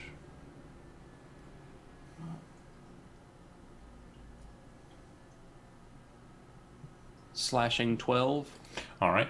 So, Nodder, you hear a, and as you kind of turn around, you see this rat's head kind of fly off to the side, skitter towards the ledge, and drop off as the body of the rat kind of just spurts blood and dashes into the sand. Meanwhile, the other two are kind of still moving to engage. You still have the torch if you want. Me? Hero. That was me. So I can also attack with the torch then? Yeah, if you're doing so, just Okay. where it says strength up in the top, not strength save though, like just the strength score. If you click the word strength, it'll roll just a strength roll. No. You did it wrong, but it's okay. Hold on. I can do the math. So your proficiency bonus is 2, so it's actually 22. That'll still hit. And then go ahead and roll me a d6. Okay, so what should I have done right there, actually? You talking about, like, the bigger... The numbers? bigger strength, yeah, if you click that. Okay. In the future, I'll do that then. No worries. Gotcha. This is What an was improvise. No, it wasn't a question. Go ahead and roll me a d4 improvised weapon. And that'll be with the dice on the left side. Okay. And then roll me a d6. Okay. And you have the two-weapon fighting style, right? Correct. So you deal your damage, bonus damage on that as attack as well. Yep. So you come in with the sword. Nodder kind of turns around and looks and sees a whiff of flame kind of strike down. It smashes into the head of the rat, which you can kind of hear like a sickening crunch. As it hits the ground, the hair kind of starts to smoke and cinder. So 2 dead rats. You still have movement if you'd like. I would like to stay where I am for now. Okay. To brace myself for the next one. The rat dives towards you in feral anger. How dare you kill my family? I'm just a rat. Oh, Baby. I never deserved this. He literally attacked me. I don't know what you're talking about. I wouldn't have Oh. killed him. That should have rolled in hiding, but did you see a dice roll? Yes. Mm-hmm. You did, okay. Let me fix that. You're not supposed to see my dice roll so I can cheat. I mean, Yeah. well, we're going to go with that because that's visible, though. Go ahead and take the 6 points of piercing damage, as it does. I'm assuming 23 gets through your armor. it's a strong bite. Yep, he was filled with revenge. Just killed my wife and my child. So, Nodder and those above, you're now a bit more active, seeing the situation as it stands. Sen and Alenia, you're about 50 feet above the combat, and that's climbing. So, climbing is half speed. The Nodder, you could potentially get into this fight if Hero doesn't steal all of the glory. So, if you'd like, select your token, and then bring up your character sheet, and then click the word initiative, and it should drop you on the map, or on the turn order. Perfect. 12. And then if you two ladies would like to roll as well, you can. But again, I think it's going to be pretty quick here. I So think they got it. Yeah. Hero tops to you. More swords. Yep, just a sword. I'm about to.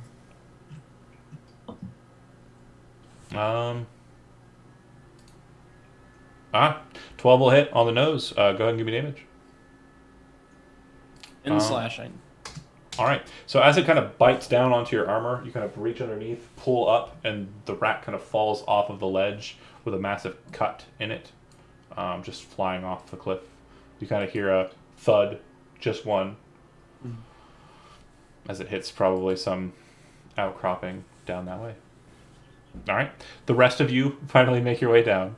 Did you roll an investigation check for me, Nodder, or no? He did. I did. It was awful. How bad? Where is it? It is a 2. Oh, okay. That's a fire pit. Good job. You I think. think to myself, No. That's a fire pit. I You think this is where a fire goes. I'm not sure, but that looks like a fire circle pit. of stones and some charcoal. there was a fire here at one time. Maybe. Maybe. And then rats were flying everywhere, and I'm just like, "Hurrah!" All There were right. rats here at one time.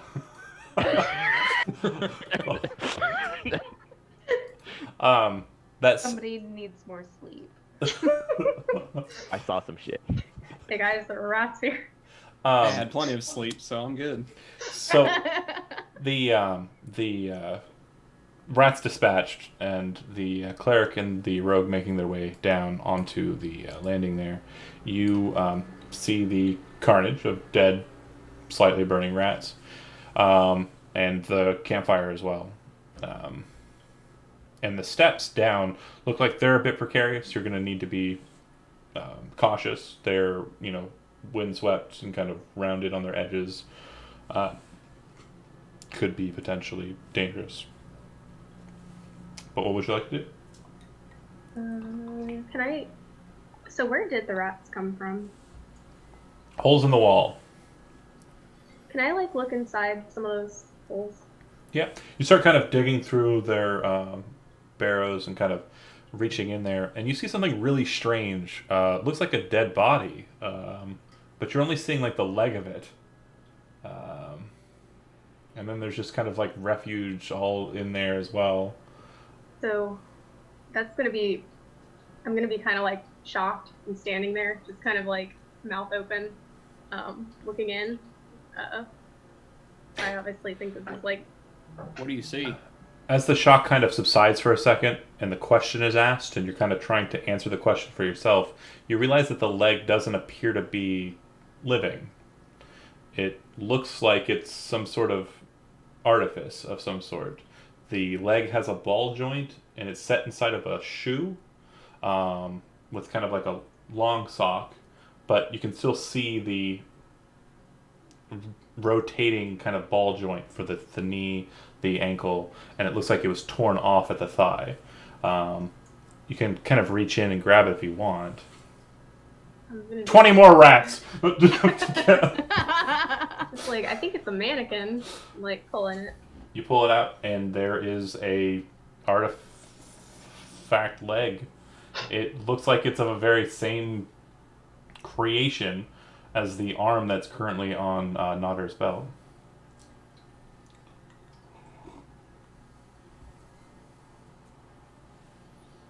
So are we assembling something now?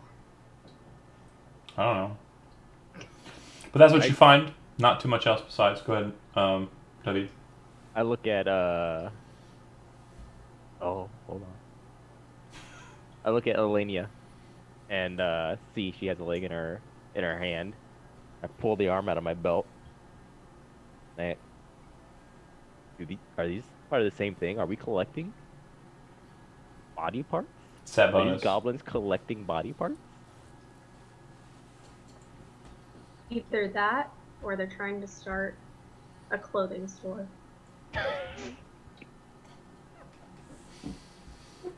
The goblins of the Red Ring clan are Ida.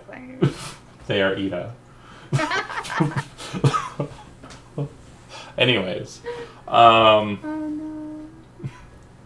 you manage to get the leg out of there, and again, it looks like there's kind of darkness, at least 250 feet spanning. So basically, what you're looking at is the 100 or so feet down to this ledge is kind of like it'd be here, right? And then this wall continues down with your ledge and the like. But on the opposite side, it kind of goes out and under. So there's like a large cavity underneath the eastern side. And it's completely dark with small smatterings of light that kind of just are in the darkness. Tiny little nuggets of light.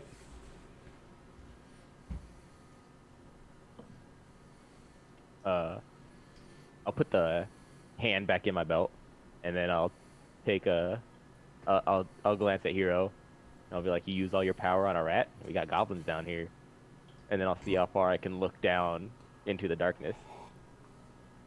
If you're focusing on the darkness and paying attention, kind of keeping your eye at it, the sun seems to be coming in at a decent angle. It doesn't really provide much light, but it seems to kind of create a strange silhouette. And what you see looks like the top half of a massive, old-timey kind of castle underneath the walls of the ravine. Are there any sounds or talking from this It's area? about 250 feet down to this thing, but as you're kind of listening quietly, not so much. It still is the grave. But you do see that a couple of points on the northern kind of side of it, like the right to you as you're looking at it, have like lights kind of emanating out of what you would assume would be like arrow slits or archer points. They don't look like they're going to see a descent towards this citadel, this sunless citadel, if you were to descend down these steps to get to it. It looks like they're more looking out towards the northern portion of the ravine where the ravine or the gorge rather, kind of comes into it.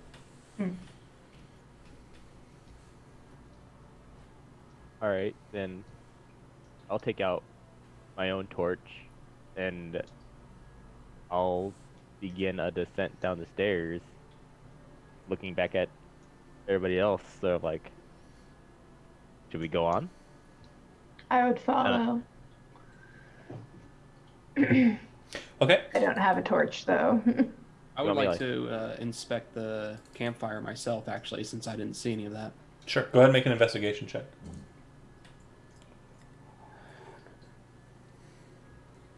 Actually, sorry. Investigation or survival. I apologize. Oh, okay. Would Yeah, that I have- can do survival. I will survive. And that was a 23. Really good. Natural 20. So what you note is that the individuals who stayed here, whoever they may be, looks like there were maybe four of them. Looks like there was one smaller footed individual. You're guessing either a goblin, a halfling, a gnome, whatever they were. Light of weight, not terribly deep impressions. Would have been missed by anybody else. But it looks like they were booted. The shoes that they were wearing were of a higher quality than what you would expect on, like, wandering monster types. And then the other 3 individuals here, looks like you have a plate armored human of some sort, and 2 other individuals who are wearing simple shoes, but at least one heavier armored person. These are relatively fresh, maybe a week or so.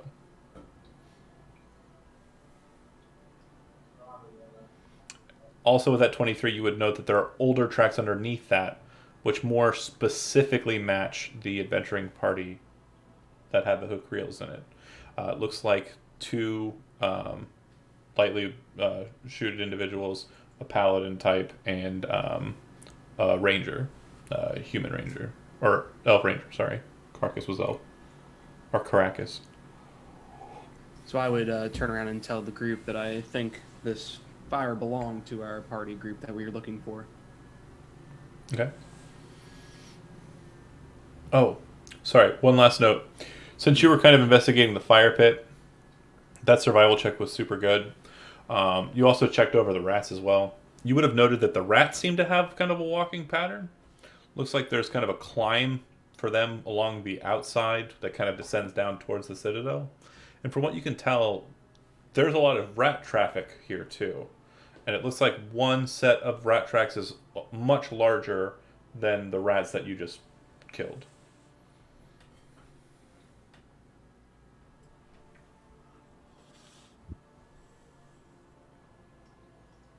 Yeah, other than that, sharing the information with the party, I would then go to follow.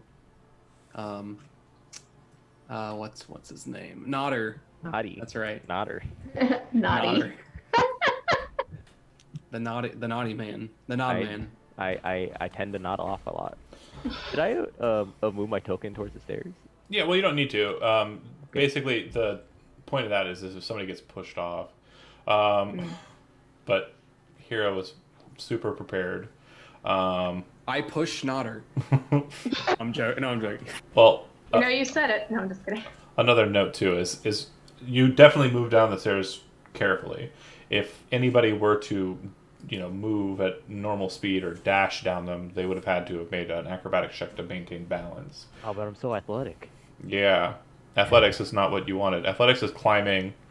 Acrobatics is the nimble balance stuff. But anyways, you descend down. It's me. Yeah, yes, very much so.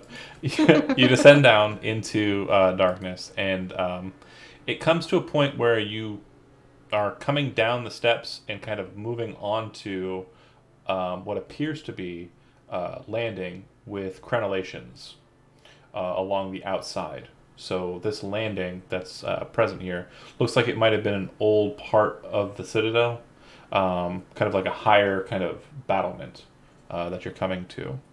And I'm trying to move your tokens over.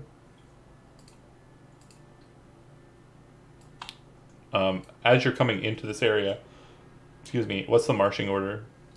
It's single file. Oh, I'd probably be at the front then, Okay. He's second. and then Sen. And then I think Hero. and Lenya in the back. Yeah. I think that was the order. Okay. Mike, you're muted. Yeah, because I Mike. stopped to get the campfire, but she was actually behind me. Alenia. Yeah. I'm pretty sure most folks wouldn't have continued on without the whole group. Okay. So as you come about, I'm going to move you to a map, and this is going to be confusing for some, easy to handle for others, but it's going to be completely pitch black. And now I'm going to turn on Hero's light because he's still got a torch, and so does Nodder. I'm going to get his as well. While we're climbing down the stairs, I ask Hero, how old do you think that fire was? I would say probably about a week. All right. Now, Now, I'm down there. it's probably still pitch black, but what you want to do is move all the way to the right of the screen with the bars, and then all the way down towards the bottom, and as you're moving down, you should see a patch where you're located. Aha. All the way to the right of the screen. Down. Yeah, this map's pretty big. Oh, All right. So you're not technically in those specific positions. You're kind of coming out onto the this terrace here. However, the terrace appears to be at ground level, from what you could tell. Like more of this fortification might be underground. That said, moving into it, how would you like to approach? Sorry, I don't see anything on Oh. mine. Hold on a second. Let me double check. Yours is the newest token, so maybe I didn't do it right. Should be good. You might have to zoom out and then find it, and Oh, then Yeah. zoom in. I can shift click you. Hold on a second. Okay. I was zooming out. It's just a black square. Oh. It should snap everybody to where I want Cool. you. Thank Okay. you. But yeah, there looks like there's a tower in front of you, and a door to the tower. The door looks like it's closed, naturally. Sen, go ahead and make me a perception check. Yes. Oh, hold on. There it is. Okay. What'd you Yeah, get? 18. Okay. As you're kind of moving and Nodder's kind of moving, the light kind of catches the ground in an awkward fashion. But then you very quickly realize that the 10 feet in front of the door, it looks like it's a pit trap. But it looks like it's a pit trap with a single portion that kind of aligns with the door and your side of the area. So there's like a catwalk that moves across the pit trap without causing the pit trap to descend. Okay.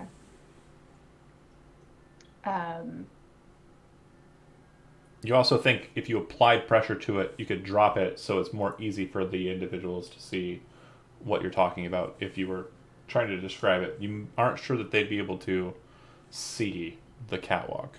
Then shall I... Let's see, how Here, I'll quickly will it drop? pretty quick, but you don't have to put your weight on it. You can And kind of lean Just down onto tap it. it. Yeah. Tap it with like a foot, with like a little bit of pressure. Yep. Okay, I would do that. Okay. So everyone watches as the ground gives way and drops out. And you can kind of see a small, narrow, foot wide kind of catwalk, basically in front of where Nodder is at, leading up to the door. It's very sudden, but as it kind of drops out, like a bunch of dust kind of displaces, and you can see that down in the pit, laying on the ground, it looks like there's a body kind of laying there in the dirt. It's not terribly hard for you all to eventually come to the realization that it's not a dead body. It appears to be more of the thing that you keep finding pieces of. It looks like the leg and the arm are the only two pieces missing from the form down below. Is there a way to collect the rest?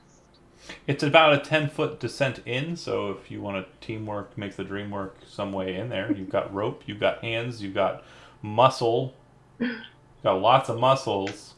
There's a whole ass bear. Very curious. A bear and a dragon. Oh my. Very curious. Very. Don't drink the whole thing at once. And, And if you're willing to grab the body, I've got rope. I can get you down there. So basically, you're saying drop someone down there and pull them back up. well, it's only about 10 feet down, so Oh. another thing you could do instead of using rope, getting it out, unbinding it, throwing it back, and then, Sen could be lowered down by the bear who's laying on the ledge and then pulled back up. Okay. I'm assuming Sen can weigh a lot less than, I mean, yeah, this is a hard Yeah. topic to talk about. Well, I think I rolled for, I think it was like around 165 pounds. So Okay. relatively, I'm fairly light. Yeah, I think you can shift that within like a certain percentage. I don't remember what it is, Yeah. but even still, that bear has a 20 strength. Yeah. I gotta carry my own weight And I'm around all day. 5'11", so. Right. So it's not going to be hard to reach up and grab the bare hands, the bare arms, and so yeah, the hoisting thing is not a situation that's going to be problematic. Okay. So you get down there, you recover the mannequin, and then lift that up first, and then you can kind of hear like a scurrying sound. And the torchlight coming in, you can see that there's a couple of small holes on the northern side of the pit, but you very quickly kind of get up after the mannequin goes up and get out of there before any rat-nanigans happen. Rat-nanigans. We can kill some rats. Rats. I like rats. The rats did nothing wrong. So, Okay, so we're out and we have the mannequin. Inspect the mannequin. I Sure. almost called it- she has an almost porcelain-like features to her. She has dark hair, which seems to be pretty well kempt for having been left in a pit for however long she's been left there. Definitely very feminine qualities. She is wearing a dress which has kind of like an apron over it, almost like a servant's garb. She's missing an arm, she's missing a leg. You have those in tow. You're pretty certain. The sock patterning and shoes seem to match the leg that you have. The arm looks like the one that Nodder has looks like it's seen a bit more rough and tumble, a little bit more wear. But it appears that the right arm is the one that Nodder has, and the left arm is the one that remains. Inspecting the hand, it looks like there's a small cavity in the palm that seems to go into the core of the arm. But yeah, ball joints for the fingers, ball joint for the elbows. It's it's almost like a drawing reference in a maid outfit. In a maid outfit? The battle maid. A servant's outfit. Yeah, Okay. it's a nice dress with like an apron. It's pretty beaten up, but yeah.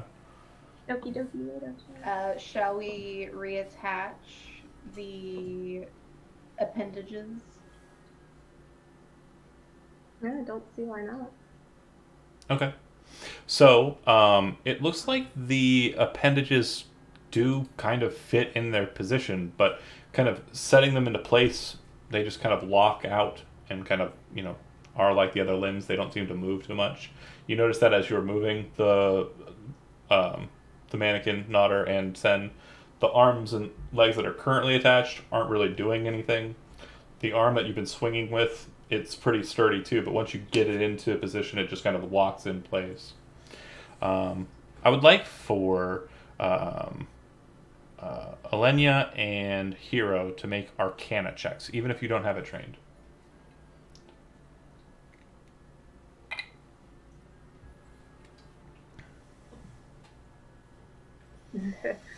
I have a 13. Michael, you're a bit more savvy, but this is definitely really strange to you. It wasn't uncommon for the servants of Ashmedea to give themselves up, give up their own lives to serve as warforged beyond their lives.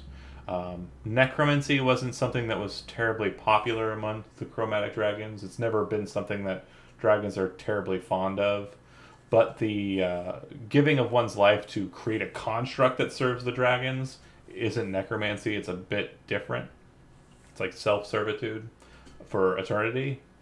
Based on everything you're seeing here, this looks like just a really poorly made or not made for combat or destruction type of servant or type of self-sacrificed individual who served the dragon Ashmedea.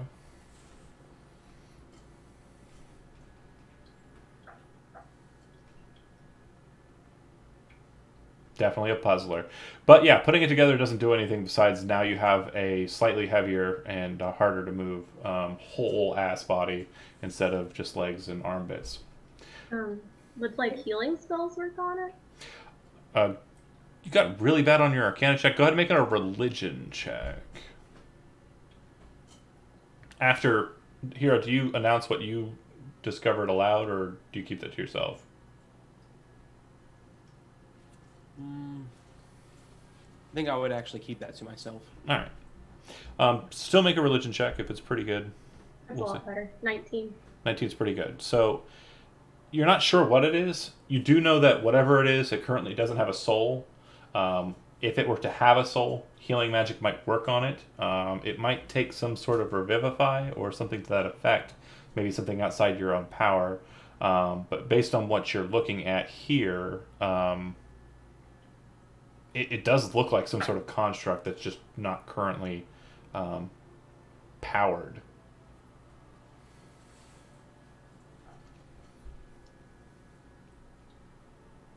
Well, maybe we can find the power source. Okay.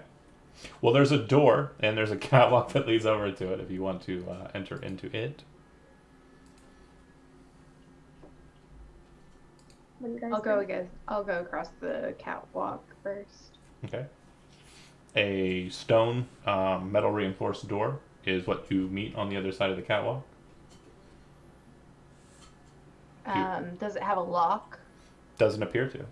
Okay. Opening it? Yeah. Okay. It opens with little to no issue. Most of my players have been scared to a point where if I do that kind of thing, they're like, oh god, it's trapped. Roll dice at it. But yeah, you enter in to the tower. And bear with me here. Here with you. Oh god. I'm never going to get tired of those bear puns. So the circular area is cobbled with cracked granite, upon which sprawls the bodies of 4 goblins. If you move into the door frame, you should be able to see their corpses. Apparently slain in combat. One corpse stands with its back against the western wall, the spear that killed it still skewering it and holding it upright. 3 wooden doors lead from this area. The one you entered in. There's one to the southwest, and there's one to the northwest. The tower proper above you, the entire shell of it seems to be hollowed out, and the masonry is basically forming the floor beneath you. You can see the crumbled bits of stone that still kind of linger in positions above, set in near holes where wood would have been placed to kind of hold them up, and it's since rotted away. You can see the small kind of holes in the walls there. But yeah, it's about 30 feet above you, this tower's height, and yeah, just bits of ledge above you. Yep. Cool. Oh. Should I go through the doorway then? Yeah. Okay.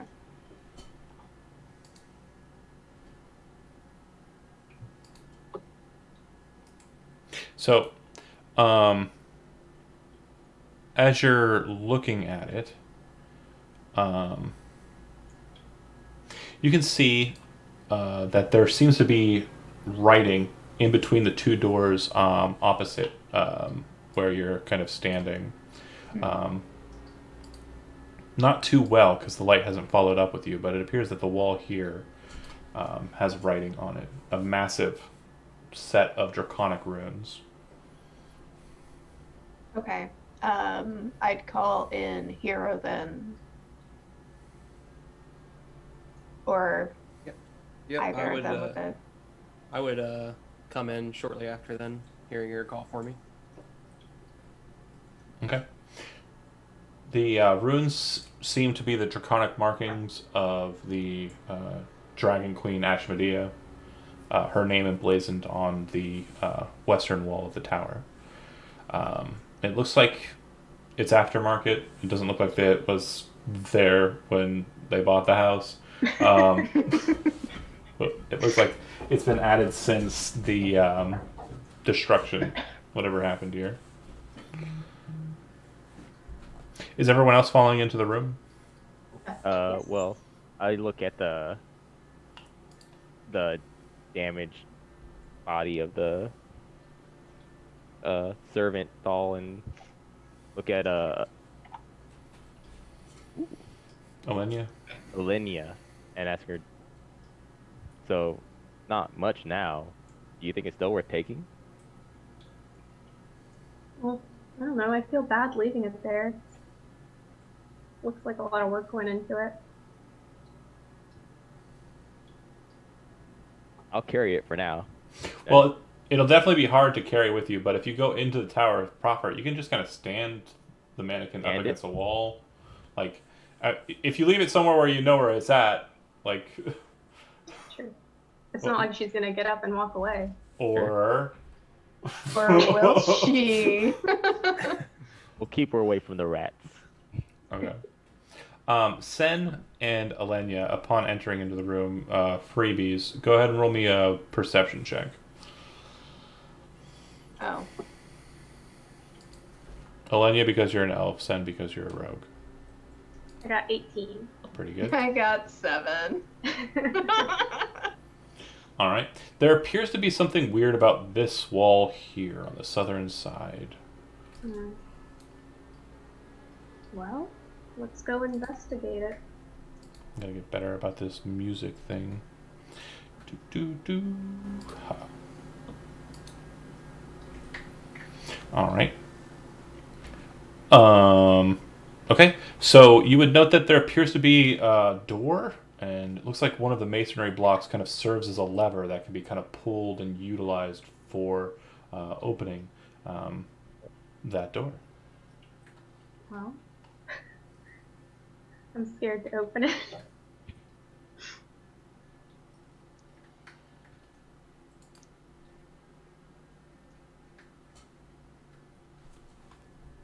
Do I see this as well? Yes.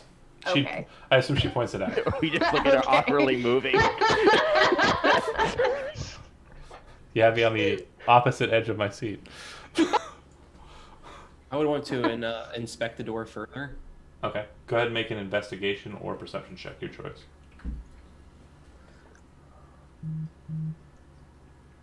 What do perception? I got a 20 perception. On the nose, it looks like there is a needle trap set inside of the handle. If someone were to reach inside and pull the lever without pulling it at a specific low position, they would have stabbed themselves with some sort of poison trap. Good thing I was scared. Delicious.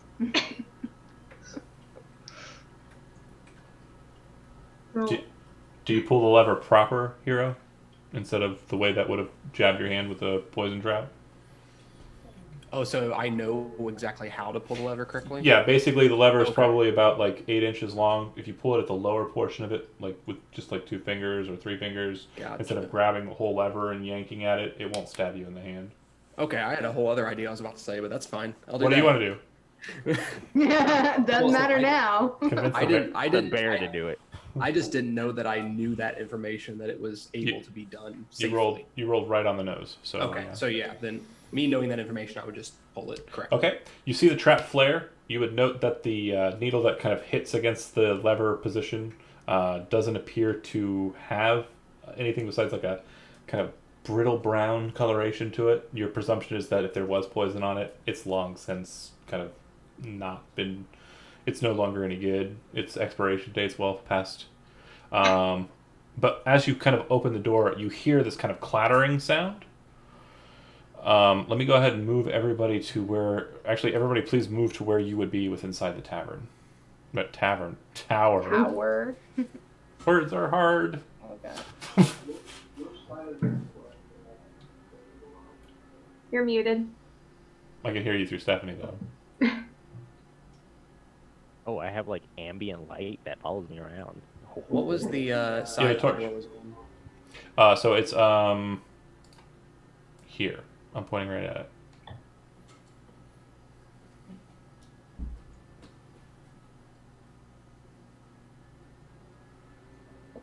Okay. I'm going to open the door. Open the day.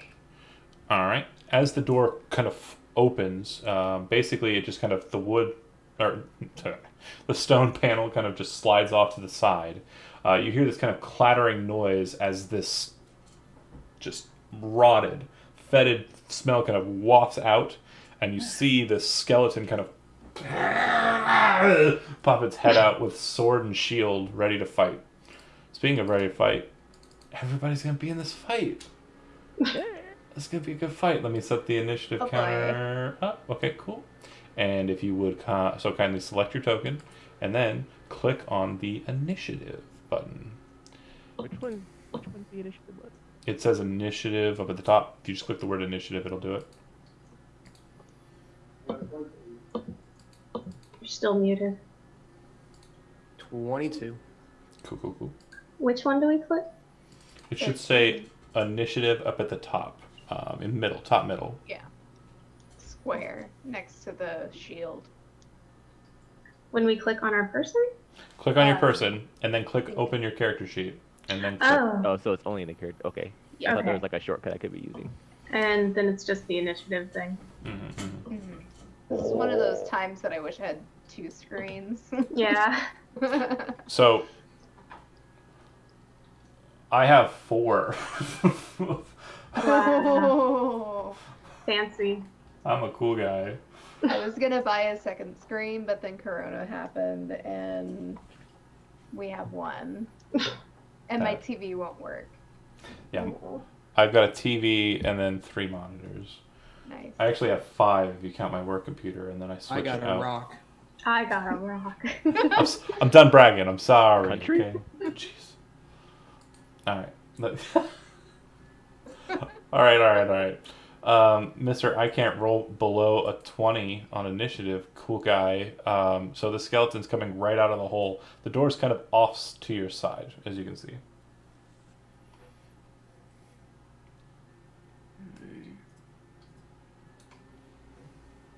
I'm That would going be- to attack with a longsword. Are you going to step out in front of them or attack from your current position? If you attack from your current position, the caddy corner will provide cover for them. Would that would also? I mean, as long as It'll they provide stay cover there, for you. Provide cover for me too. Mm-hmm. I think I would stay there and attack them from where I am. Okay. Let me see. And you're wielding 2 weapons this time around, right? I should still have my torch out. Okay. 15 So I got will 15. hit despite the cover. Go ahead and give me damage. And this is from a slashing weapon, correct? Correct. 12 slashing. All right. You hit right into the rib cage. You can kind of, all of you outside watch as the sword bites into bone, and you watch as like 4 of them kind of shrapnel out.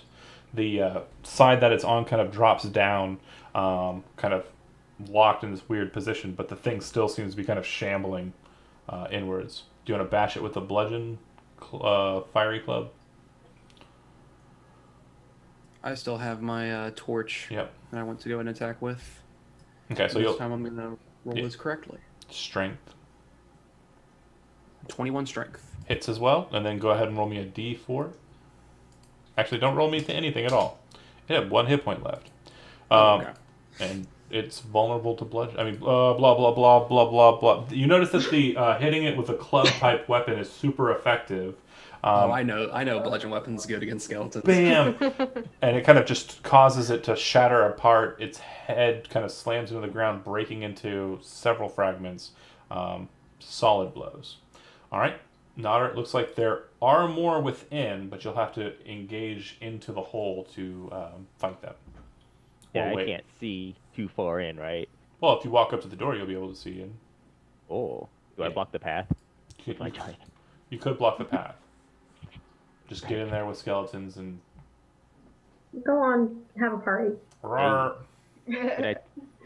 Would it be a free action for me to throw my torch in there first too? Do you wield weapons two-handed or one-handed?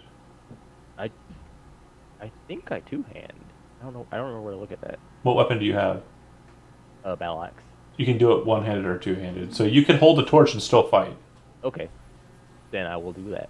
Whoa! That's okay. So I didn't even walk in yet. Hold on. we'll assume I'm just going to go ahead and yeah, there we go, perfect.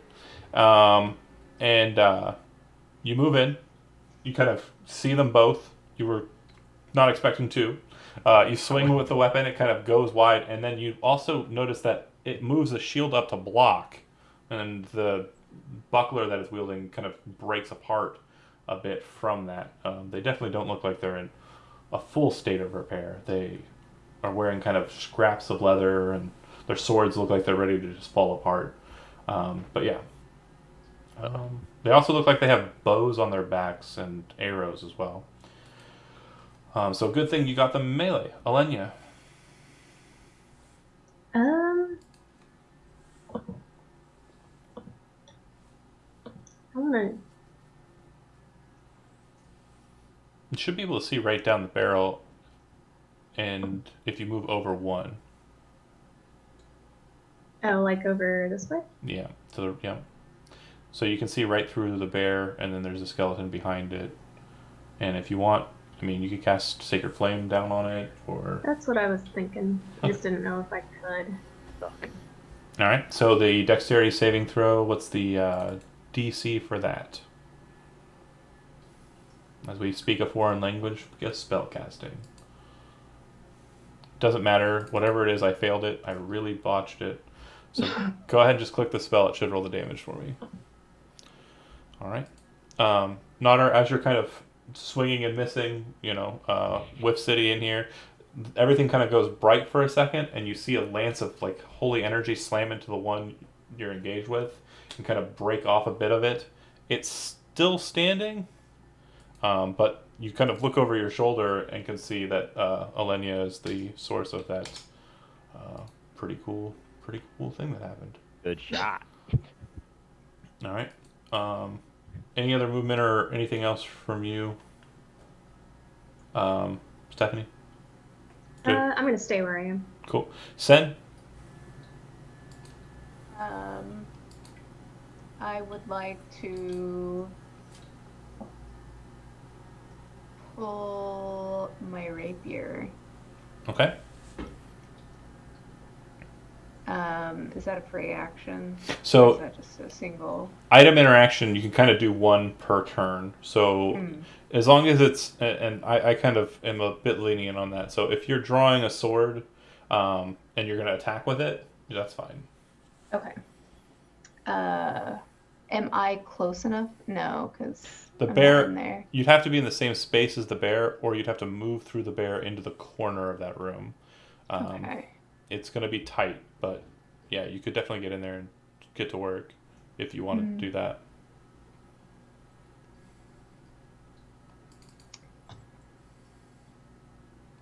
I will draw my rapier, but not attack.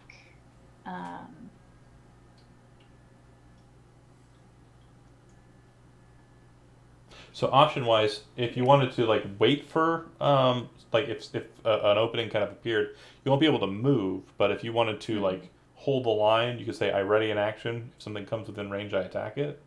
If for some reason Nodder gets overrun, then you'd be ready for it. Okay. I'd be ready for an attack. Yep, and you'd be able to attack as a reaction instead of as an action. Correct. Is that what you want to do? Yes. Okay. Sorry. So here you can see that Sen looks like she's basically holding the line there, just near you. The skeletons kind of angrily start swinging with their broken blades at Nodder. And Nodder has a 15 AC, right? Yeah. Yeah. So you kind of like lean your bear hide like against one as the sword kind of hits, but it kind of catches on the shoulder, like the pommel instead of the blade. And so you kind of push that against the wall, and then as you're kind of massive in this very tiny space, you're kind of using that massiveness to your benefit. The other one starts to try to swing, and you kind of roll into him and kind of not allow him to get the momentum to bring. So the blade hits you, but it's just like, it's not enough momentum to pierce. Give me a haircut. Yeah, little bit of the old shaving a haircut. Yeah, classic. All right, so you manage to hold the position, and the skeletons are stuck. The plug has been set. Hero, you can move through your ally space, but you can't end your turn in their space. So if you wanted to, you could move into his space, and if there was an open square in that room, you could move into it. Or you can move into his space and then leave it.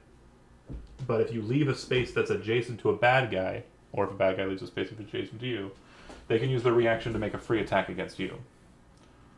So, Is there a way that I can actually reach around this corner and try to get at that one skeleton The on wall? the other side of the wall from me? Yeah, the wall's in between you two. If you move behind the bear, you could, but it would be the same situation. Cover. Okay. So I actually will move just to Use me as behind cover. him and go forward Okay. So with my slash. go ahead and make your attack. 19.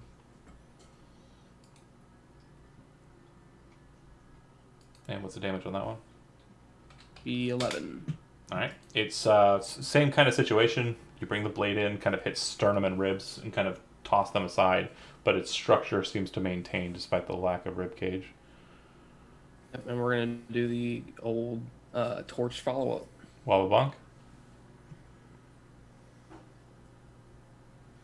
Swing and a miss. 7. You're kind of trying to get, you got the sword in, it's a lithe kind of thing, and then you kind of try and get the torch through, and the bear's kind of like that's like fire. that is fire. Fire bad. Definitely a miss. All right, Nodder, it is your initiative up. The skeleton to your side there is definitely more wounded than the one in the bottom corner, but they are both kind of breaking apart. All right, I'll go for the one that's directly in front of me then, Okay. with my one-handed attack. Oh. Oh. And click on the battle axe for damage. Okay, I see it. Oh, no. Sorry. If in the chat, if you click the word battle axe one-handed, where in that attack box, it'll drop the damage below. There you go. Oh yeah.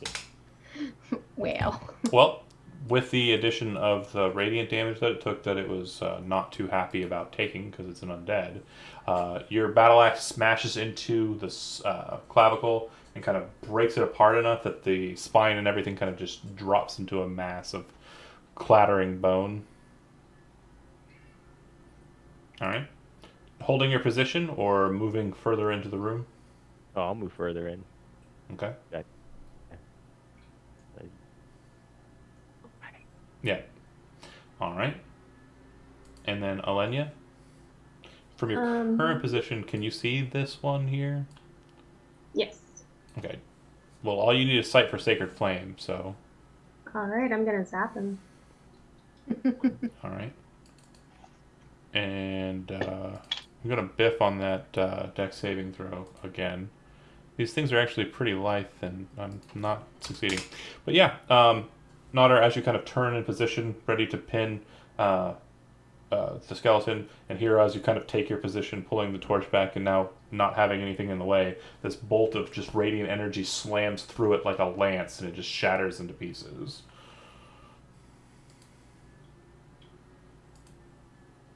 And that's all the dead skeletons. I would immediately want to examine the remains of what might remain. They all have pretty beat up short bows, which looks like they may kind of break if used improperly. About 20 arrows apiece. They look like they're pretty decent despite their age. The fletching's a little off, but they're going to work as arrows would. And then one of them,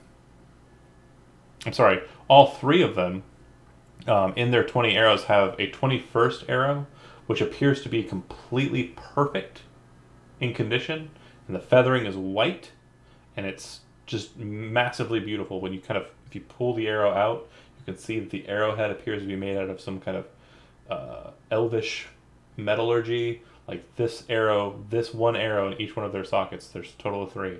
Looks like it was made with purpose. whereas the other arrows look like they're okay. They'll probably work, but it looks like age has definitely seen some wear on them. Does anyone else have a bow except for me? Bows aren't my kind of thing. I So think Sen can use a short bow, but I don't know if you have one. Sen. Muted. Sorry, I do have one. I have a short bow. Okay. So that's a possible range option. The arrows work in either long or short bow, either way.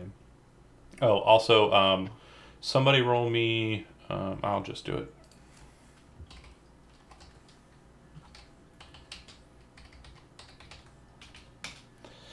You find 11 silver pieces and 5 gold pieces. The thing that you notice most about these coins, as you're pulling them off of the body, hero, is the stamping is not Elsir Vale. These appear to be coins from the Dragon Isle, from the councils where the dragons rule. I would definitely share that with the group as I'm pulling them off.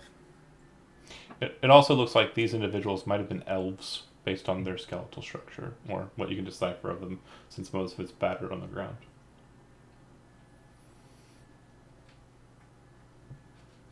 Alright. Oh, which door would you like to go through next? Secret door led to elf skeletons.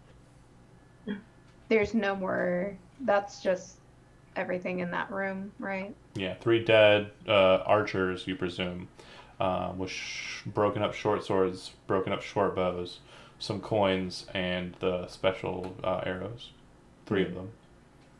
Are we taking these arrows? I like Gwen. Yeah. Just on quick inspection, I mean, you can tell these arrows are better than others. They look like they'll probably be single-use things, but they're probably a bit more accurate than regular arrows. That's a cat. Yep. It's a Gwen. She's gotten no attention today, so. She's a queen. It's messing with your background so weird. Okay, Aw, poor cat. Oh, baby. She gives snuggles. So what would you like to do next?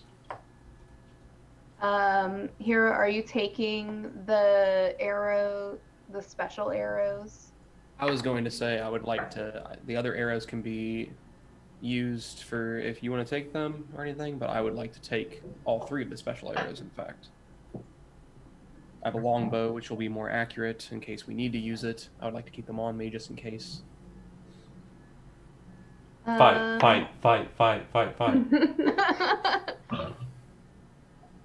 I will accept that offer, but only if, what was the money that was on the person as a skeleton? 11 silver, 5 gold. I will take 5 silver and 1 gold for if you're taking those 3 arrows.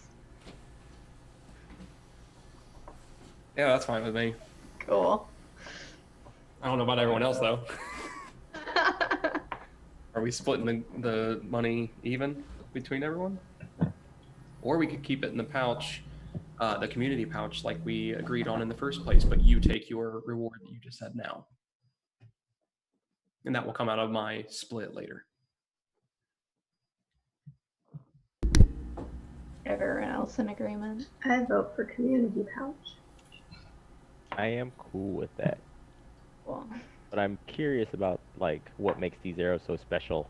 And we have an elf in our party. Sure, if Alenia wants to go ahead and make an Arcana check, she can kind of try and decipher it. She'll have advantage on this roll because they are elvish.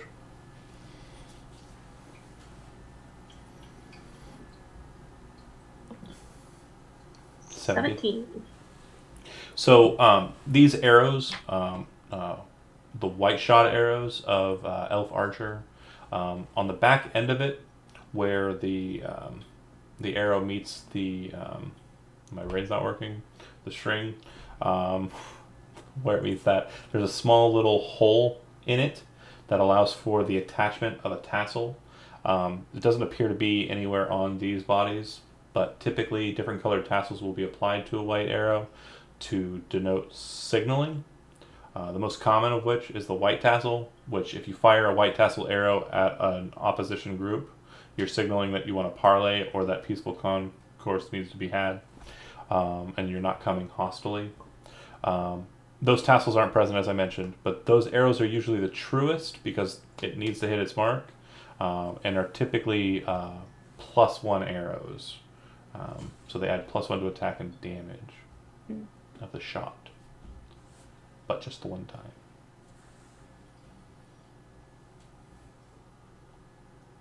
All right, I trust our rogue a bit. I look to Sin and be like, which door seems safest? Pick the fate. He did find a trap at the first door. Well, and yeah, this was a secret door, so wasn't Yeah. even anticipated. Shall I roll I think it's perception Sure. on the doors to figure out which one is safer? Sure. That's fine. The door on the south does appear to be locked. The door on the northern side does not.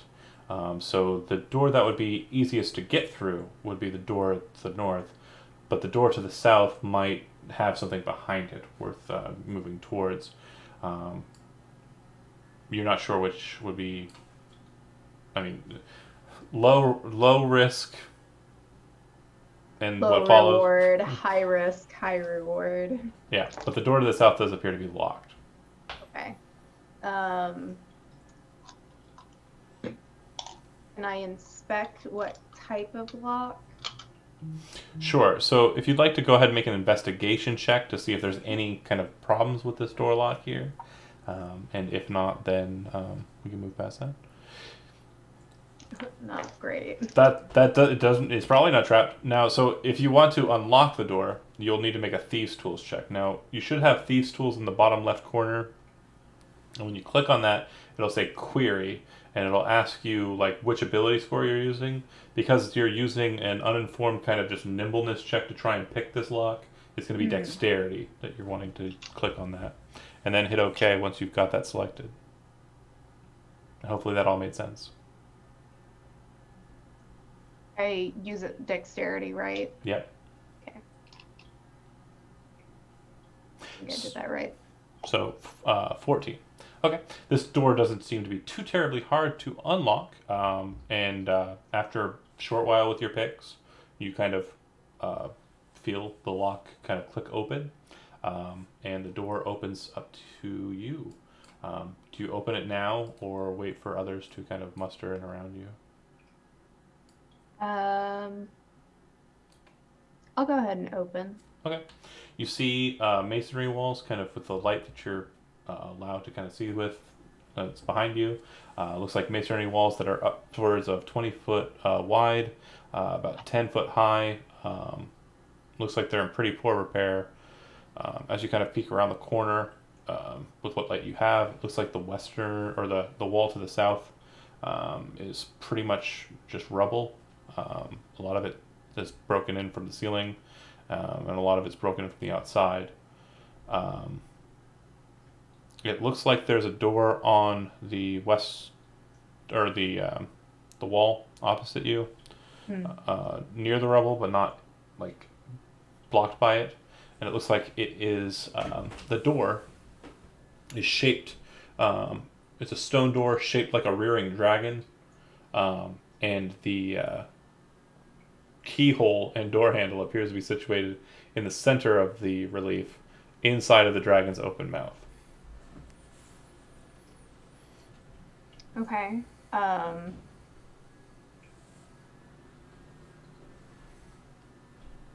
Then, I should probably move my token. Mm-hmm.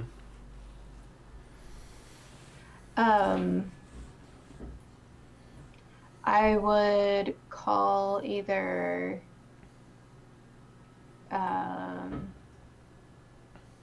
Noter or Hero for a torch to see further in. Okay. I give her my torch. I think she wants you to go with it. Oh. I think they want you to go with it. Sorry, Elizabeth wants you to go with it. All right. So you see a rubble pile. You see the door. As you're kind of moving in with the torch there, Nodder, you see movement in the rubble pile. And you see what looks like a rat pop its head out of the rubble and kind of sneer at you. It doesn't look like it's dashing towards you or anything. But it definitely shows up.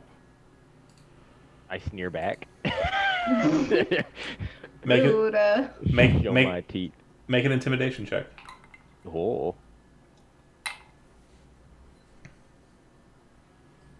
That rat would like none of that because you rolled a 20. It runs right back into the rubble pile, disappearing from sight.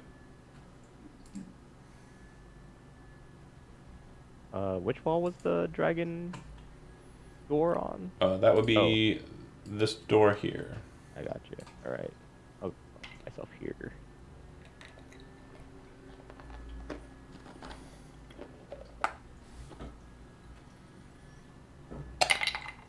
All right. Sorry. Yep. Ice, delicious. Sen, do you want to check this door out? Sure. All right.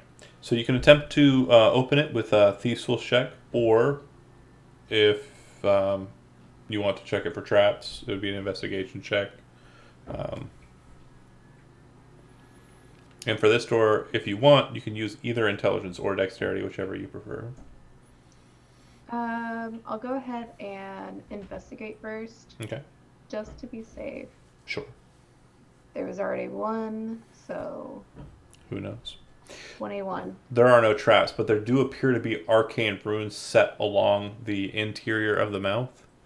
And you're pretty savvy. You've seen some city folk use wizards to cast arcane locks on their doors. These arcane locks basically create a very secure, nearly impenetrable lock that you might have some problems with. It's not impossible, but it's definitely going to be something that is going to be a bit more difficult to do. Okay.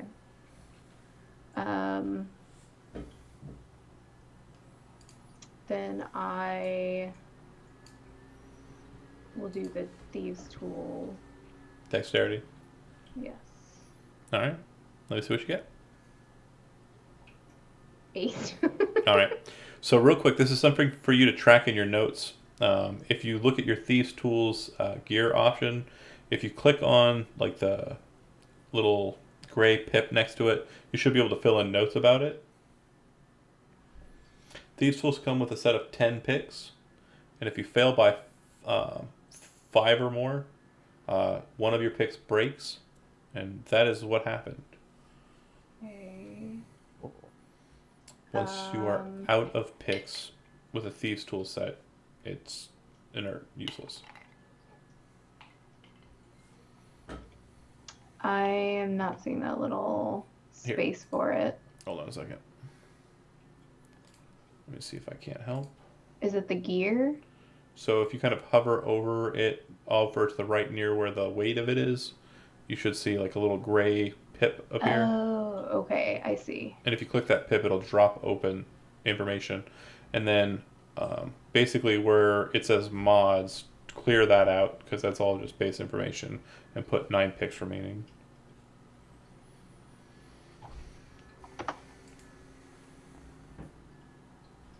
And you can try ad nauseum if you want, but again, you have a limitation, that being the picks.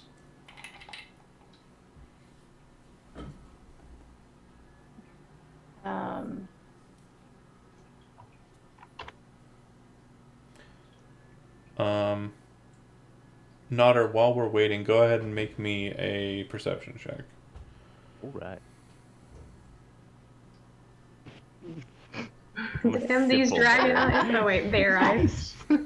Damn these bear eyes. It was Trees. I'll roll that again. go for another Thieves' Tool check. Yeah. Okay. Dexterity again. Mm-hmm. Better. You are picking at it, and another pick breaks. Great. So I have 8. This is a very hard lock. It's definitely going to be something that's going to be very difficult. Now, a thing I do, and again, it's entirely up to you. You can take 20, which is an old third edition terminology. It just means you're going to take your time doing this. It's going to take you the better part of an hour, but if you work and engage at it for a long time, instead of rolling dice, you'll waste an hour of game time, and you'll be able to pick the lock if it's within your ability to do so. Your call if you all want to stay here while she spends time with this lock, or if you want to continue on with other things. I was going to ask if Nodder would be able to just break the lock. You can attempt to. Do a barrel roll? Nodder, would you like to try to break the lock? You gonna tank it? I'll throw my weight into it. All right. Bear rage. Strength athletics check. So do I click on my athletics? Yep. Okay. All right. You slam right into it. Yikes. You don't have athletics trained? What? Bear with me here. Yeah. Wow, you don't have any skills trained. Let me correct that for you. Let's see. Barbarians would have. Oh. Your. Was I supposed to do stuff? It's okay. No worries. Let me help you out here. So, folk hero is your background.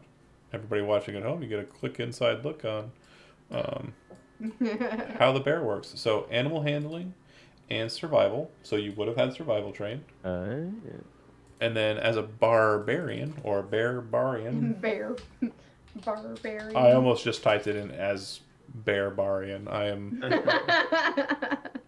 I need to slow down. Let's see. In my head, it was barbarian, and then he said barbarian. I was like, that's better. So you get 2 skills of your choice from the following list: animal handling, you already have it; athletics, intimidation.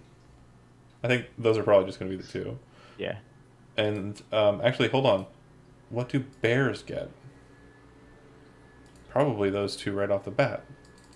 Bear folk. Because they're both of those things. Bear folk is from Kobold Press, by the way. Fun stuff. Athletics and perception, right off the bat. So, All those perception rolls. yeah. You've been hamstringing yourself, buddy. So then you could have either nature or nature. You could have nature. You get nature. Nature. All right, those are your skills. Okay, so looking at the roll that you just made, 23, you add your proficiency bonus, 25. 25 would be the target number that I wanted, so that's spot on. So Sen, you kind of back away and are trying to devise a plan, looking at your picks, looking at the lock, and then someone says something to Nodder. Nodder's like, okay. Slams into the door, and the door breaks open. The lock seems to kind of shatter, and you can see like a magical kind of green light kind of like splinter as the arcane lock also breaks. The door is just slightly off of the open. It's just slightly open, but not fully. As the door does open just a little bit, though, you start hearing sound kind of coming out. It sounds like music. And I had music for this, and it's... All right. You enter in? Oh, I mean, I broke in. I kind of. Well, yeah, you kind of broke the lock. I mean, you didn't have to dive through, but Oh. If you're going in, you're going in. All right, I'm already in. All right. As you enter in, before you kind of do anything, make me a wisdom saving throw. Wisdom, not so. Not so smart. They're not smart. I mean, sometimes though. The music afflicts your mind. You can feel it kind of just entering into your head, kind of raking into your mind. And it feels like it's trying to make you, I don't know, like attached to the music, connected to it, but at the same time afraid and kind of like want to run away. But you kind of have this moment where you're just like, nope, I don't think so. And it kind of just blots out. That feeling kind of subsides. You can see in this room that the room has not been touched in a long time. It hasn't been opened, accessed in any way. There's dust everywhere. On the northern side, there are 3 globes setting on pedestals and alcoves, and they're all broken. Look like they've been shattered or kind of, in some way, kind of broken. The southern side of the room appears to have yet another alcove with a pedestal and an orb on it, or globe. This one, they're all about this size, by the way. This one is not broken. It's glowing with a faint blue light that kind of emanates throughout the room, and it seems to be the source of this music, which is kind of like a beat. There's kind of like a drum beat and like a sound of what sounds like voices. Very faint, kind of eerie, similar to what we're listening to right now.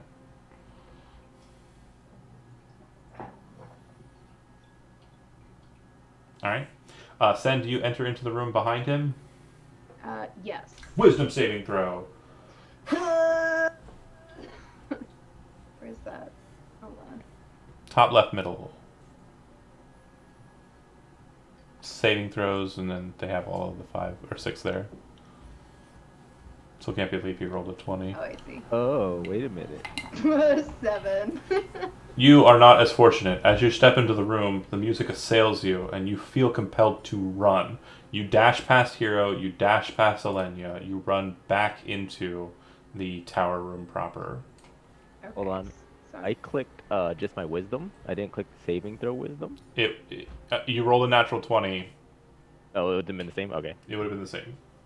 I am spooked.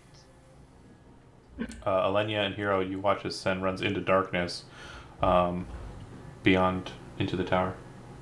I would immediately after seeing that rush into the room with Nodder. Wisdom saving throw.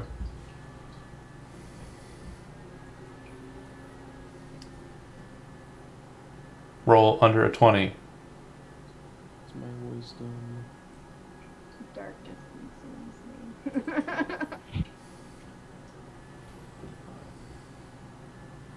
14. Yeah, you're running away. It's the first time you've ever felt fear. It's a strange fear sensation, to be sure. But you bolt into the room, send the light of Hero's torchlight comes into presence with you. Alenia, standing in the middle. Can I like peek my head into the room first? Like not peek in, like in, but can I like look and see what? If you're is kind of coming? angled and looking, you can kind of see what I've described to David there. There's the weird globe, and then if you kind of come around the way there, there's 3 globes to the north that are broken. There is a door on the opposite side as well. Is there any way I would know like what these are or how to? Make a religion check.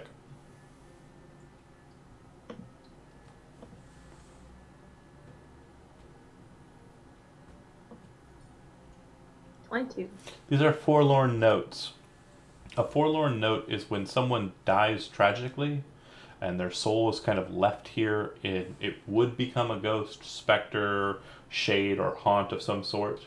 And their souls are left in this kind of state, but are then instead pulled into a forlorn note, which is a glass orb of magical substance and religious importance that's used to capture this potentially a ghost until rites can be performed on them and they can be purified. Sometimes forlorn notes are left out so that if somebody were to die a horrible death that would lead to them becoming one of those kinds of bad things, their soul is immediately drawn to it instead of moving into that horrid afterlife. The presumption is that this one here has a soul in it. Those 3 on the top end look like they have been broken, and whatever was in them has been allowed to leave this place. Okay.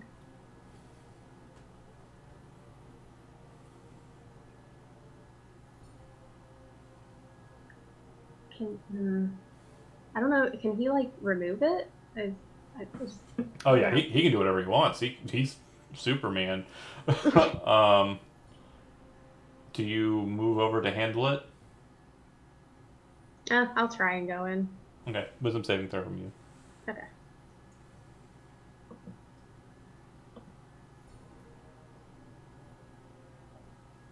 Oh, there it is. You're able to walk through. Yeah, Michael, you were really that close. You were one off. Okay, so the two of you entering into this room. Again, there's a door on the opposite side and the orb. What would you like to do? Obviously, they're breakable, but you know what that might mean. Can I go up to it? And I don't know if that'll change if looking Yeah. at it like closely. It doesn't seem to change the effects. It's definitely something you've kind of taken into effect and are over. But it looks like, it's about fist size. You can pick it up, take it with you if you want. Or whatever. You know what this is? Everybody else ran. It's basically a ghost jar. Can we break it? Can we kill it? Well, if you broke it, you're gonna release the ghost on the inside, or spirit. I mean, I guess you could, but we just have to hope that it's not gonna kill us, basically. Is it safe? Hmm.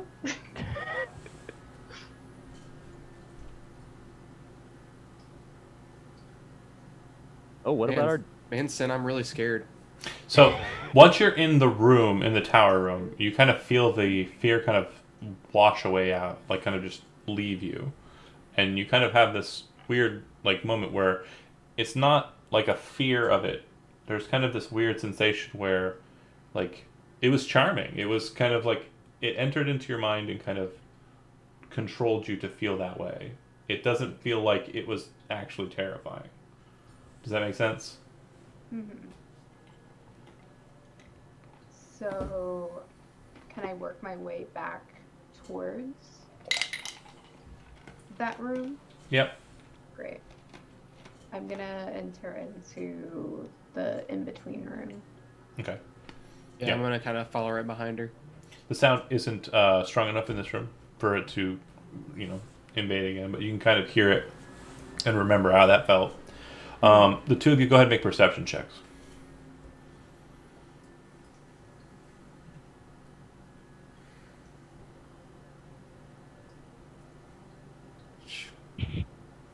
Not very good. Your luck has changed. Yeah, that's so many good rolls. Bum bum bum. Should I roll how the perception turn again? tables. Yeah, perception from you as well, Elizabeth.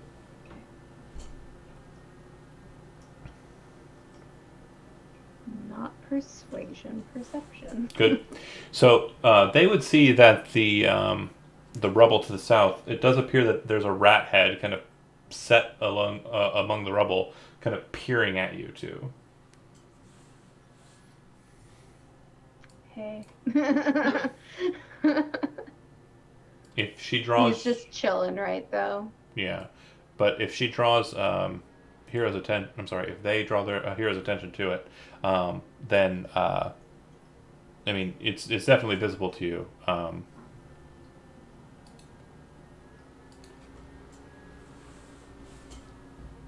I would be and make. You said it's an actual rat. Like It's one of those giant rats. Yep, it looks like it's kind of peeked out of the rubble. Gotcha. I'm gonna actually try to intimidate it. Okay, go ahead and make an intimidation check.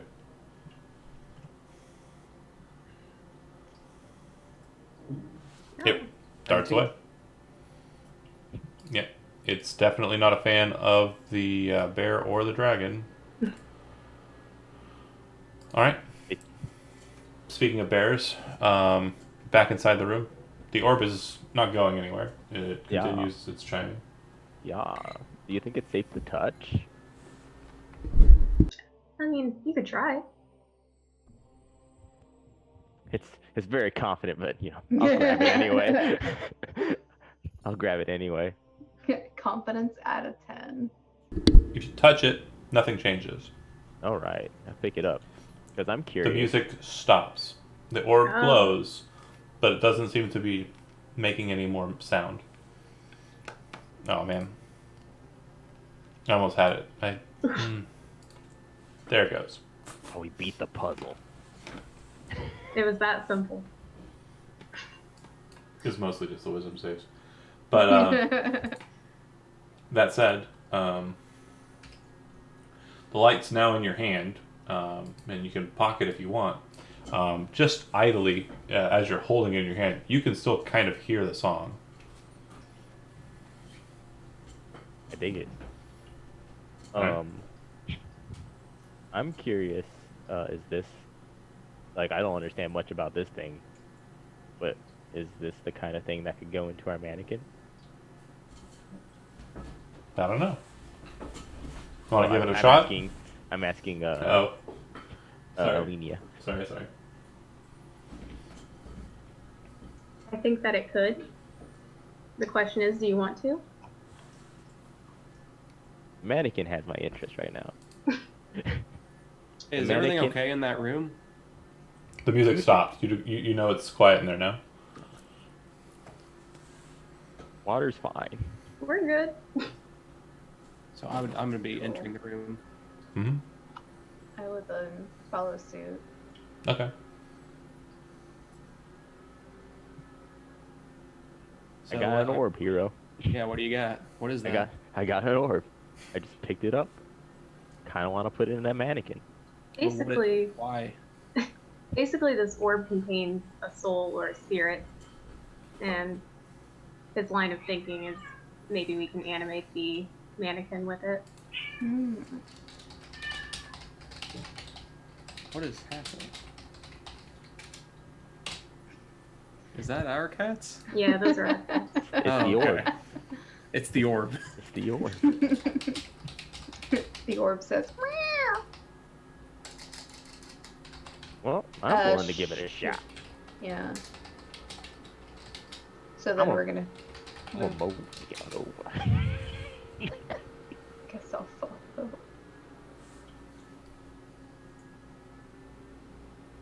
All right. So you head back to the mannequin, which is placed in the tower room, with the orb in hand, and you're just gonna what? There's no orifice that you can see that seems ready to receive an orb of any kind. I open up its hand and I put it in it. Okay. I think you might just need to break it. Nothing happens with the hand in the orb. Also, Alright, you can't really manipulate the hands, which are currently balled into fists. Oh. So you kind of can't really move the arms either because they're locked in their position. All right. Yeah. Can you open the jaw?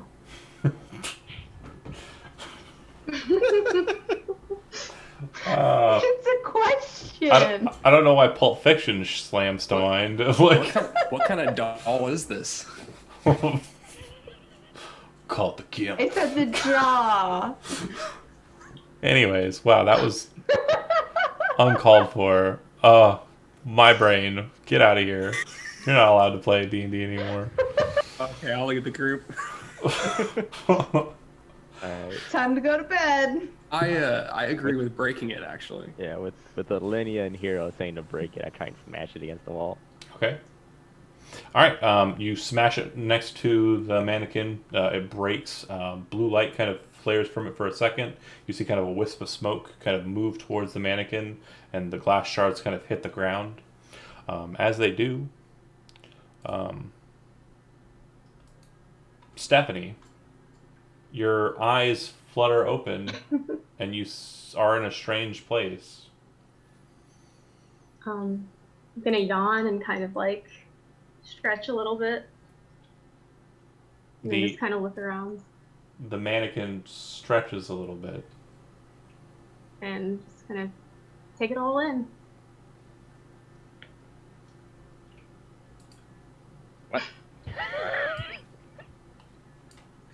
Are you possessing this doll? I'll go ahead- Your characters. I'll go ahead and take my character sheet back, Stephanie. I'm sorry if I ruined her. And you can have this character sheet. All right, but yeah, the role of Alenia will now be played by me moving forward, and the role of this other individual will be played by Stephanie. Oh. Oh. But yeah, the mannequin stretches a bit. Seems to be kind of lithe and moving humanishly. I would immediately draw my sword towards it and question, "Who are you? What are you?"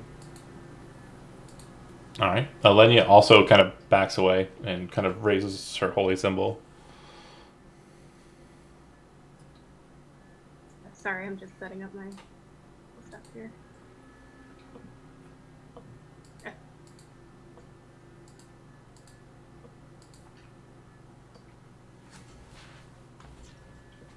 So, Sorry, she wasn't expecting it to happen. You guys moved pretty quickly. Like, yeah, I just woke up. So Good morning. my name's Aveline Camilla Delargis, and I could ask the same of you.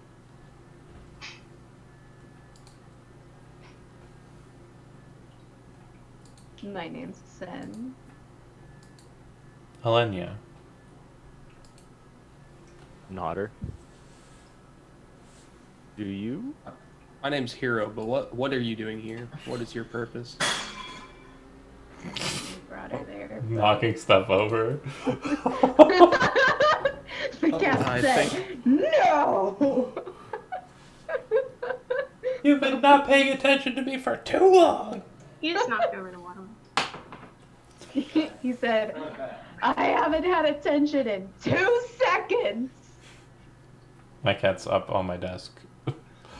That sounded a little worse than it is, I guess. Did. So Wait, watch the screen. Do you see it?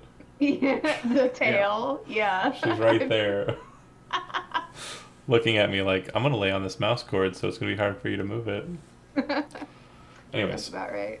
Anyways, what was your purpose? yeah, so she's just kind of looking at you like she doesn't really know how to answer that question. I mean, technically, we brought her here. Yeah, I was going to ask you where this is. The Sunless Citadel, Alenia says from the back. Do you know a man by the name of Sir Bradford? I sure don't know. I think she might be older than that. I had to ask. That room where we found the orb was covered with dust like it hadn't ever been opened since a long time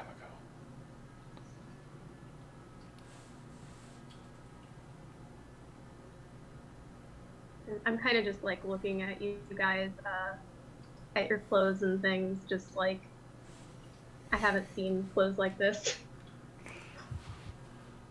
What year do you think it is?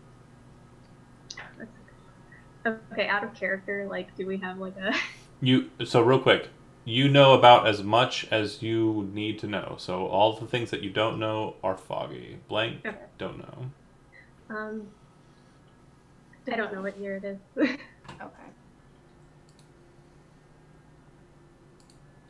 Do you know what you are or anything, what your purpose is, or where you come from? No, I know I'm me. Do you remember how you got there? No. Do you know your last memory? No, all I remember is waking up just now. I look at Alenia. I'm like, is this normal? Have you seen this before? No. No.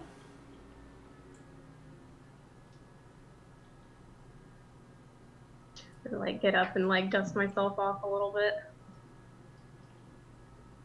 Yeah. Hero definitely doesn't look combat worthy. Yeah. So what do you guys want to do with this? Because I didn't sign up for this to be pulling along some random puppet. Excuse you. Um, Um, well, I. She looks. Oh. Elenia looks over to Nodder. I was kind of responsible for it, so I'll take charge and make sure she's safe as we travel through. But I don't plan on going back up until you're ready to make your ascent. And I'm pretty sure we're not planning on leaving. There's a whole nother door back there and over here.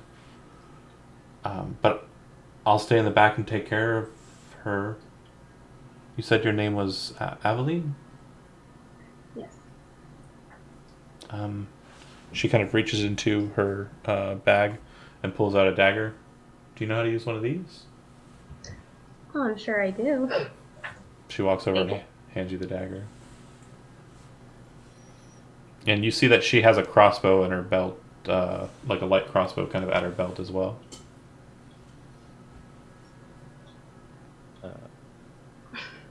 No, I looked to. yeah, oh, go ahead. No, I looked at. Sorry. Go ahead, go ahead. I looked at Aveline, and we found your soul here. Then, do you know anything about the Sunless Citadel? No, I really don't. It may not have been called that when she was alive or alive. I'd have to do some. We'd have to do some history checking, maybe in a library, maybe back in a city or something. But Well, we can always figure that out later. For now, we have to move forward to finish our task. should we continue into the music room's door or? I would like to Yeah. go back to the music room door to inspect it. I never got a good view of everything. All right. And yeah, we'll head that way. Alenia stays with Aveline pretty close, and kind of keeps an eye on her. Just confused, very strange. I walk over to one of the broken orbs and inspect it closely. Broken glass. It's nothing more than broken glass. You can kind of shape it together to form a circular or a spherical form, but it's broke.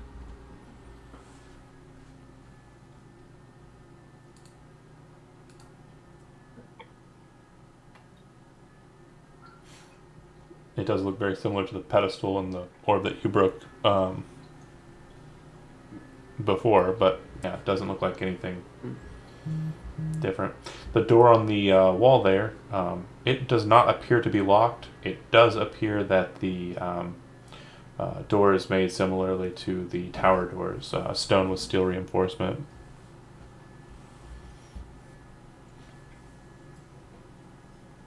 Do you think, Sen, do I gotta bash it? It doesn't look locked. You think I gotta bash it? You just want to tank it. Um, So as he's getting ready to slam into it, Sen just opens it because it's not locked. Or- I could do that, and he just goes, "Whew." Yeah, it's not locked or trapped. You open the door, and there's about a 20-foot long hallway. Running along the northern side and the southern side of the hallway is kind of carved stone in bas relief. It looks like there's combat between dragons and then dragonborn and men beneath it, all along the wall. It looks like several of the dragons in flight are of different kind of patterning. It's not hard for Hero to realize that this appears to be the early wars, the breaking of Io, like the separation of Salond, when the dragons were one, and then they split into the chromatic and metallic dragons, evil and good. That's what appears to be depicted here. Sen, go ahead and make me a perception check. Or As you're kind of looking into the room, you look down.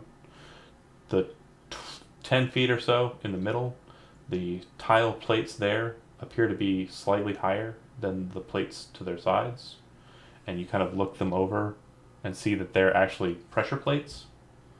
And it looks like some of the dragonborn mouths at about like chest level and like waist level have holes in their mouths, which might denote some sort of crossbow trap. Okay.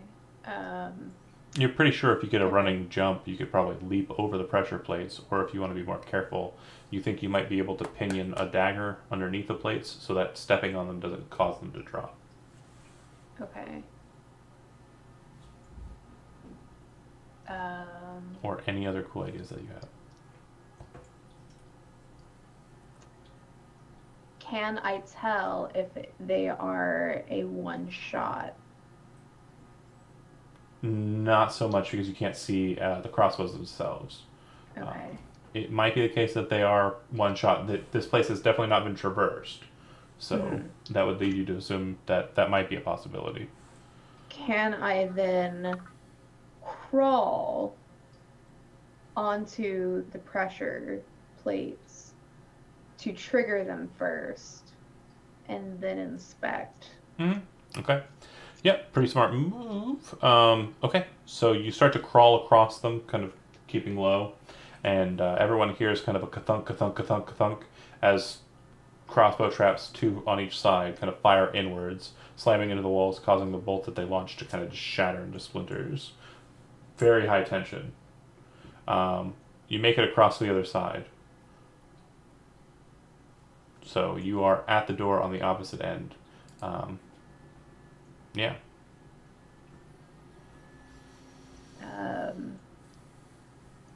Can I then inspect to see if they are still triggered for that, or is there still not a way to... You'd have to get back down and crawl out again and get a little bit of weight on the pressure plates. When you were crawling across, you're pretty slender and lithe, and so you were keeping low to the ground. You're pretty sure if someone as big as the bear folk tried to do it, he'd probably get hit in the butt or back. Because some of the bolts were kind of like waist level for a person, and the bear is not small. A bear. I can fit. Suck in the gut, suck in the gut. It's my life. I'd crawl halfway through the hall then. No triggering, no firing. To trigger, to see if it'll trigger again. Yep, nothing shoots. Okay, great. Then we're safe. Okay. Thank you, Sen. You're welcome. And then you spin around to the door, and it doesn't appear to have any kind of mechanisms or anything, and it doesn't appear to be locked.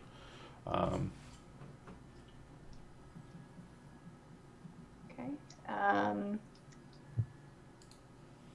I will open it. All right. Entering in, it's another dust-filled room and hall. The layer of dust in this room, it's almost like a sheet of gray snow on the ground. And just opening the door kind of trudges a bit of it out to kind of create like this flat, open, like freshly shoveled position as you're entering into it. Looking into the room, you can see that on the northern facing, there is a massive statue, about 10 foot tall, sculpture of a coiled dragon. Looks like it's carved from red veined white marble. It looks like this. Ooh.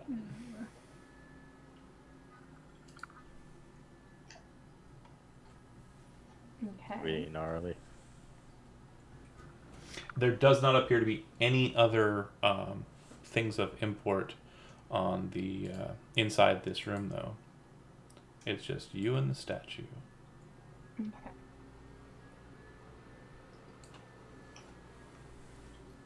So, The bear needs to bring the light, yeah, or the dragon. or the dragon. Light, please. Light bearers. I I look would come in the room behind you.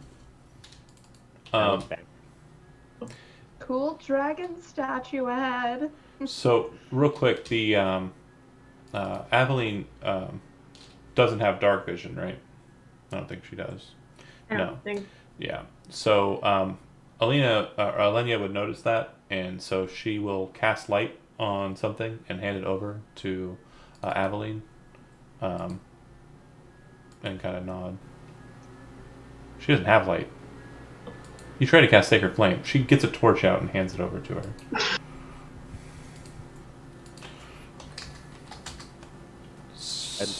So she's got light. Okay. I look back at Aveline and Alenia and note to Aveline, we're going as deep in here as we need to complete our mission. So if you're willing to follow. Here, this obviously has historical significance. If you want to go ahead and make a history check, you can. Yeah.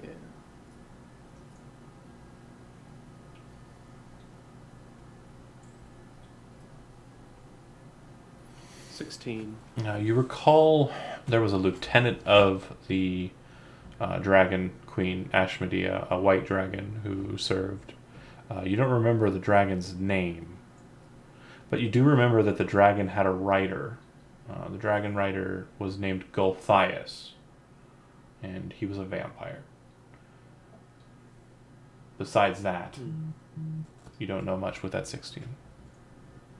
But as you approach it, the statue's face comes to life. The stone jaws move, and the dragon speaks. Very disconcerting. Wow. It says, "We come at night without being fetched. We disappear by day without being stolen. What are we?"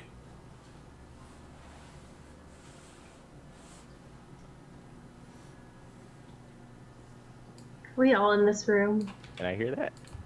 Yeah, you're right next door. Yeah, I wasn't here when he said that.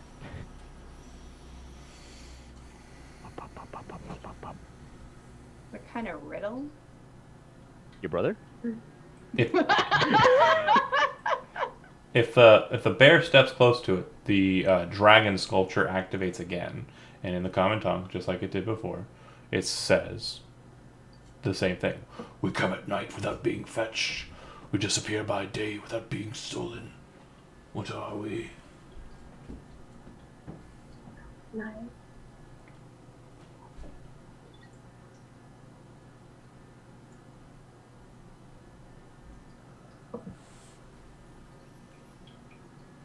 The stars?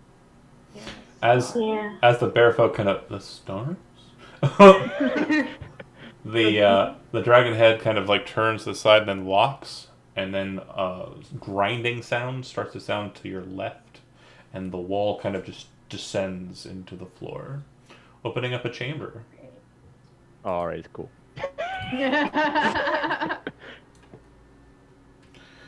On the opposite side, you can see that it too is covered with a thick layer of dust.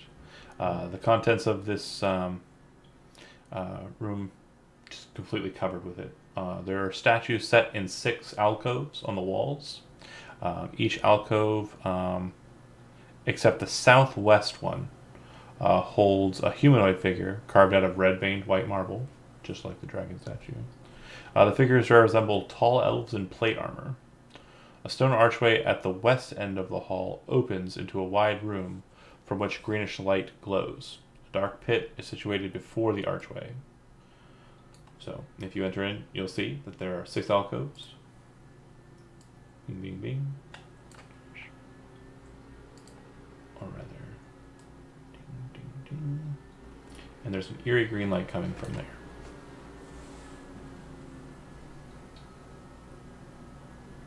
Well, I already know.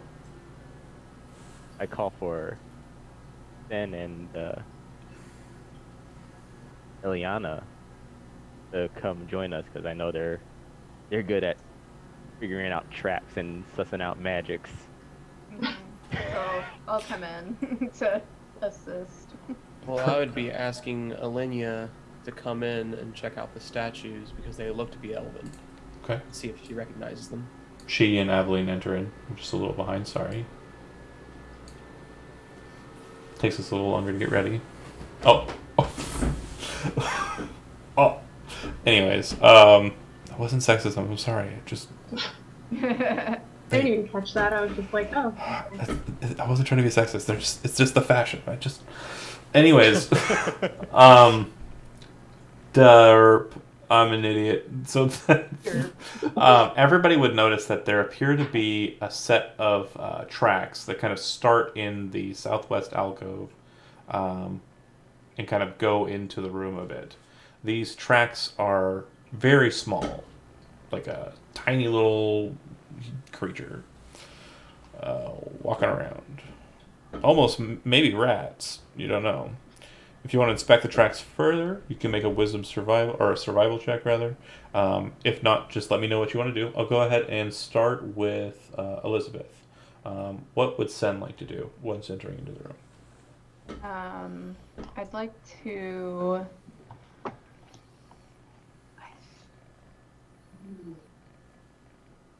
Inspect the.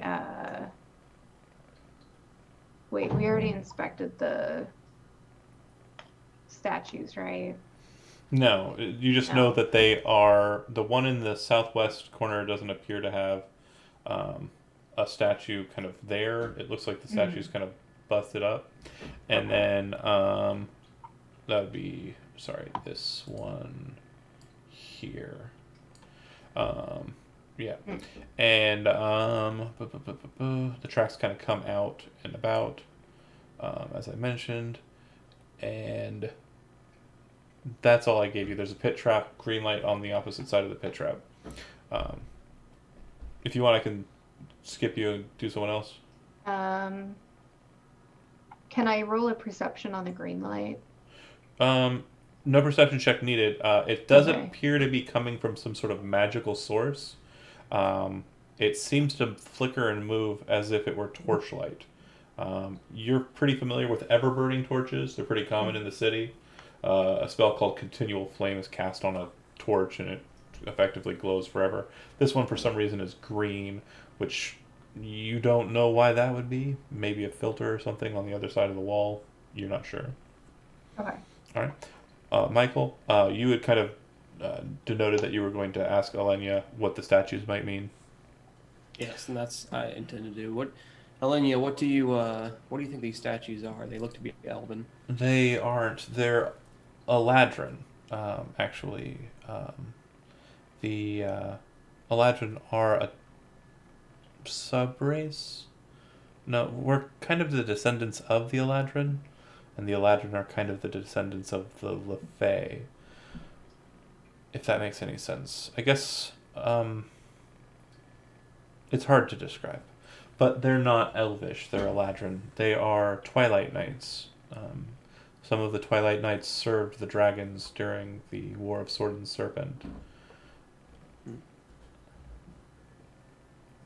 Do you know any significance why they would be in a place like this?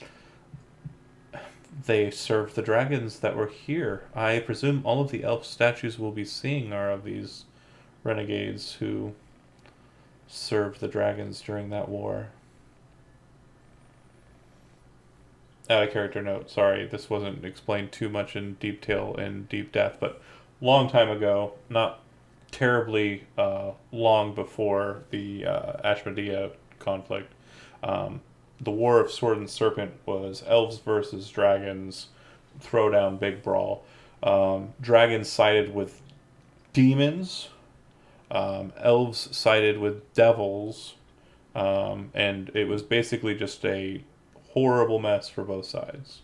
The goodly folk of both sides kind of stirred together for peace in the end of it, and one of the main things that kind of drew the conflict to an end and then finalized the conflict to the end is after the alliances had kind of been formed, the renegades that did break out, Ashmedea being the most prominent of these, were beaten back by the heroes that stood up to fight them. Knowing that, I would walk forward and inspect closer this first statue on the left. Okay. Nothing special about this statue. I mean, the marble it's made out of, it's red veined, which is rare enough, but definitely nothing besides the possible value of the statue that would matter. Although hauling one of those out of here would be a trouble. Yeah. There's the whole ravine and all of that. To be sure, problem. If you move on to the next one, the statue there is broken. I was about to say I'm going to continue moving along, looking at the statues. And if you would like to go ahead and make me an investigation check on that one.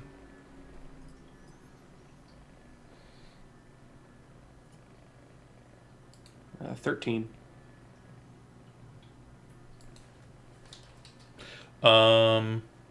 Okay. Nothing different there. Okay. So, done with you. And to answer your question in the Discord, and just so everyone watching kind of has an idea, soon, relatively soon, if that's unless you want to keep going. But yeah, I have a pretty good stopping point in short order. Okay. Sen, we already covered that, and then it would go to Bear. Well, having been on adventures a few times before, and knowing this place is already trapped. Well, looking over, this pit trap is, you could easily jump over it. And from what you can tell as you kind of move closer to the pit trap, it looks like there's a coffin with the dragon on it on the other side. As you're kind of looking over there, it, let me see if I got it. On the opposite side there, the coffin kind of looks like that. Kind of set in the center of the room. That's pretty gnarly. It looks like there are latching mechanisms kind of bolting the coffin shut, that you could probably snatch open pretty easily. And yeah, there's no doubt in your mind you could easily just jump over this pit trap. All right. If you wanted. Not saying you have to do that. I'm just saying that is an option. I'll do it. All right. Little bear hop. Okay. Go ahead and make me an athletics check. Oh. Bum bum bum. You got a 10? Yeah. Okay, that's fair. You jump across, but as you're moving towards the edge, you realize that this dust on the ground is kind of creating like a slickness. So when you press down, your jump it's okay. But if you not met your footing right in that last part of it, you probably would have slipped right into the pit. But you managed to jump across with no problem because your strength is insane and land on the opposite side. Got that core strength. You can see that there is, in fact, a torch sconce in the southern corner, and it looks like it is kind of set kind of up and burning bright green.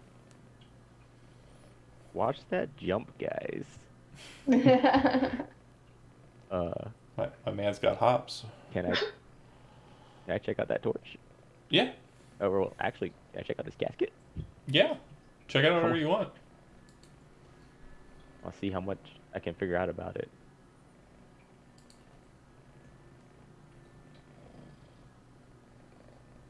Are you wanting to, like, investigate it? Okay, so go Yeah. ahead and make an investigation check, sorry. Okay. And will everybody on the opposite side go ahead and make a perception check? Yeah. 20. Sen, you notice that as you're kind of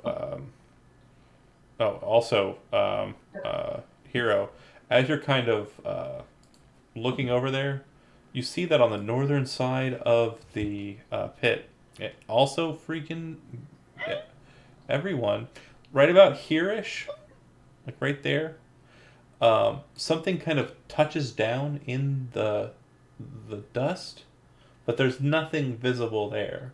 And then you see these little footprints, just like the ones I described at the beginning, moving towards right about... Hold on, let me make sure I'm pointing. So it kind of like lands here, right?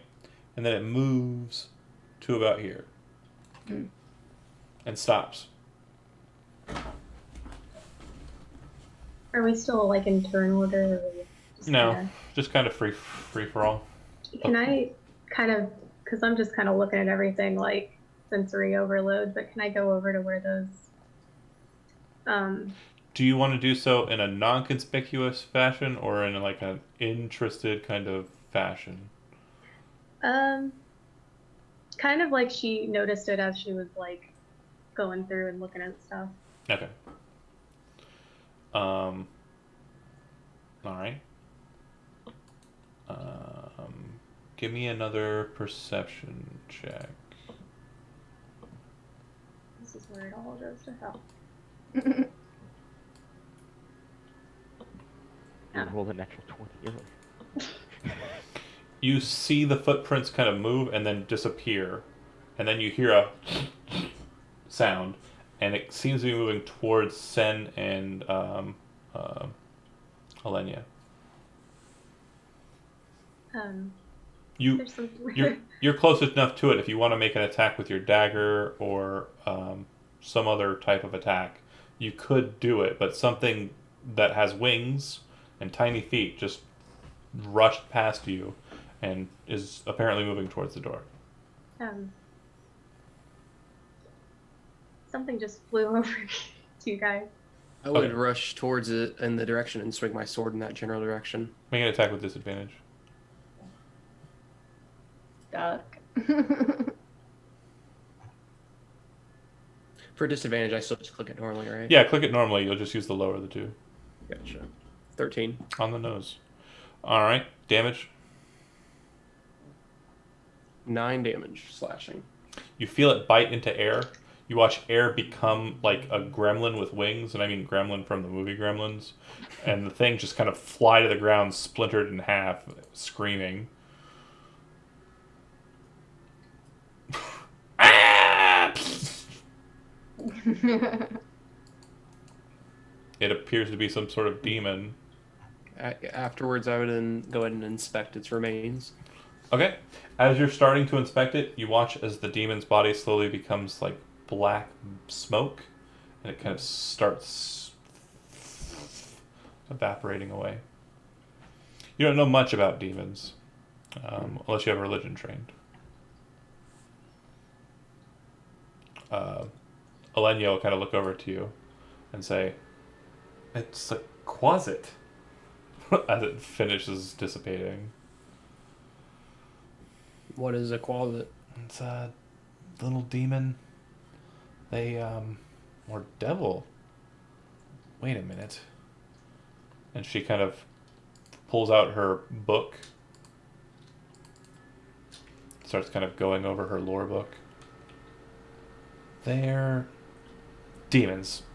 Of course, demons. Demons sided with the dragons, didn't they? I don't remember. But yes, quasit. They're small demons. They have a poisonous tail.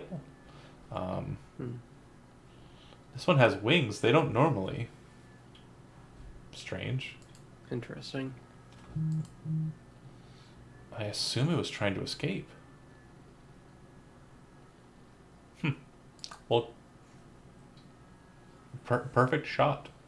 Meanwhile, the coffin. You were looking at it. Do you want to open it? Can I? Yeah, give me an athletics check.